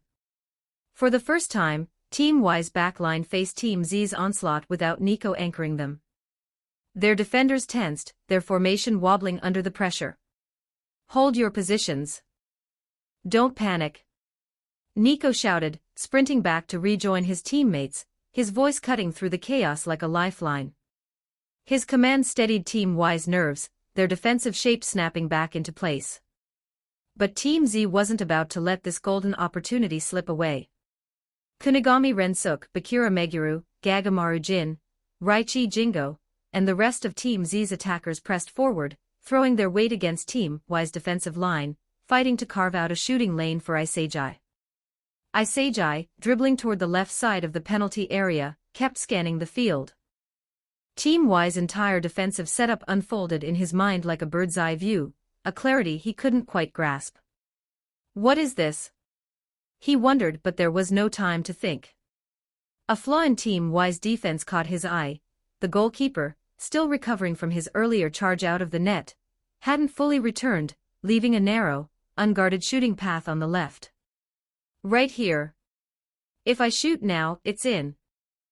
Isagi stopped his run, planted his foot, and swung his right leg back for the shot. I absolutely won't let you score. Nico, in his number 7 jersey, appeared like a ghost from the left, lunging forward and stretching his right foot out, just grazing the ball. The shot's trajectory shifted, veering off course. This guy? Isagi gasped, stunned. He'd been 90% sure that shot was a goal, but Nico had chased him down and disrupted it with pinpoint timing. Nico exhaled in relief. Good, I made it. Isagi's speed wasn't overwhelming, giving Nico just enough time to catch up and block the shot. More importantly, he'd seen the same shooting lane Isagi had spotted and moved to intercept it. A brilliant defensive play. Team Y's players sighed in relief, their tension easing for a moment until Nico's instinct screamed. Kira Ryosuke had vanished from his field of vision. A sinking feeling gripped him. Watch out for that white-haired guy. Nico yelled, spinning to scan the penalty area. Isagi's deflected shot had changed the ball's path, and Kira, ever the predator, had been tracking its potential landing spots from the moment Isagi began his dribble. As Nico's block sent the ball astray, Kira was already moving, sprinting toward the new trajectory. Kira reached the ball first. He raised his foot and unleashed a familiar, textbook volley. Team Y's defenders, drawn to Isagi's initial attack, were caught off guard. No one had noticed Kira's relentless, seemingly random runs around the goal area, positioning himself in impossible spots to receive a pass. But the ball landed right there. Team Y's net rippled as Kira's shot buried itself in the goal. Score, 2-1. Team Z takes the lead. Another goal. Team Z's players roared, their cheers echoing across the central pitch. Kira sprinted toward Gagamaru, leaping onto his back in a burst of celebration, hanging on like a kid as he waved his arms wildly. Gagamaru, puzzled, let Kira cling to him, figuring it was just the scorer's high. What Gagamaru didn't know was that he'd eyed the same space for a run, but held back when he saw Kira lurking near the goal like a poacher. And yet, Kira had stolen the spot and scored. Kira's playful leap was his way of smoothing things over, knowing he'd cut into Gagamaru's intended position after anticipating Isagi's shot would be deflected. If Gagamaru knew, he'd probably shrug and mutter, humans and their games. I'd rather trust my wild instincts. He scored. Covered my shot again. Isagi stood frozen, a mix of emotions swirling as he watched his teammates celebrate. That should have been his goal. Why couldn't he finish? Did he always need Kira to bail him out? You've taken the lead again. Isagi turned to see Nico beside him, drenched in sweat but calm, analyzing the play even after the conceded goal. I plan to score on that counter and end this match, Nico said. I didn't expect you to see through it. Your counterattacks won't work at will anymore. I'll stop them, Isagi shot back, his voice firm. Nico chuckled softly. You and I are similar. We both have unusual vision. But you can't beat me. I'm the one who controls the match. What if you add me into the equation, Longbang's guy? Kira appeared between them, flashing his harmless, charming smile with a dangerous edge. Nico flinched, visibly startled. After a tense pause, he said, "Monster. I'll prove it to you. The limits of what an ordinary person can achieve will open your eyes." Nico still felt confident facing Isagi, but Kira was like facing a beast from another world. Not wanting to linger, he turned and jogged back to his team. "Defeat him, Isagi. I believe in you. No one can beat the two of us combined," Kira said, giving Isagi an encouraging grin before jogging off leisurely. Isagi watched the two retreating figures, taking a deep breath. "I must score a goal. Prove myself." Monitoring room Ego Jinpachi was absent, sidelined by a stomachache from yesterday's snack overload. Anri Tairi sat alone, pen in hand, scribbling notes as she watched the match feed, with intense focus, tasked with recording every detail for Ego's later analysis. Wow, Team Y's defense was so decisive. The goalkeeper rushed out like that. Anri muttered to herself. The ball's going to number 7, intercepted. It's Isagi Yoichi. She sighed as the play unfolded. What a pity. Isagi's shot was blocked again, that's his second miss today. It always feels like he's just missing that little something. Her voice lit up as the action shifted. Well done, Kira. Perfectly timed run, precise follow-up shot. The more Anri watched Kira, the more she was convinced he was a future superstar for Japanese football. It's got to be him. Central pitch. The match raged on, both teams locked in a fierce struggle. Team Y held possession, the ball circulating patiently in their backfield. But it always ended up at one player's feet, Iki Nico. Everyone in Team Z knew it. Everyone in Team Y knew they knew it. It was an open secret. Nico was Team Y's orchestrator, the only one with the vision to launch their deadly counters. No one else could match his ability to distribute the ball. Before, Team Z hadn't focused on Nico, caught up in their own attack. But now, things were different. Isagi shadowed Nico relentlessly. Whenever Nico touched the ball, Isagi was there, pressing hard, choking his space. He'd pushed so far forward he was no longer a midfielder, but a forward harassing Team Y's backline. Kira, reading the shift, dropped back to cover midfield defensively. In his eyes, the match was all but won. The key now was how much Isagi could grow from this game. Nico felt the pressure mounting. Isagi's marking made it impossible to adjust for a long pass to Hibiki Okawa. This won't do. We'll lose. Do I have to use that? Nico raised his right hand high, a signal cutting through the tension. In the distance, Okawa saw it, his expression turning grave. He abandoned his position in Team Z's half, and sprinted back toward his own defense. Kira, observing from midfield, caught the subtle change. It's coming, he thought, his pulse quickening. Team Y's final, desperate counterattack before the end. Give me your power stones, my friends. High voltage. The more power stones the novel gets, the more chapters will be released. For every 100 total power stones, I'll drop another +1 bonus chapter. If you're enjoying the story and want to read future chapters early, just search demonic_fiction on P4Trian, link in the synopsis. Don't forget to like and subscribe to Novels Wonderland.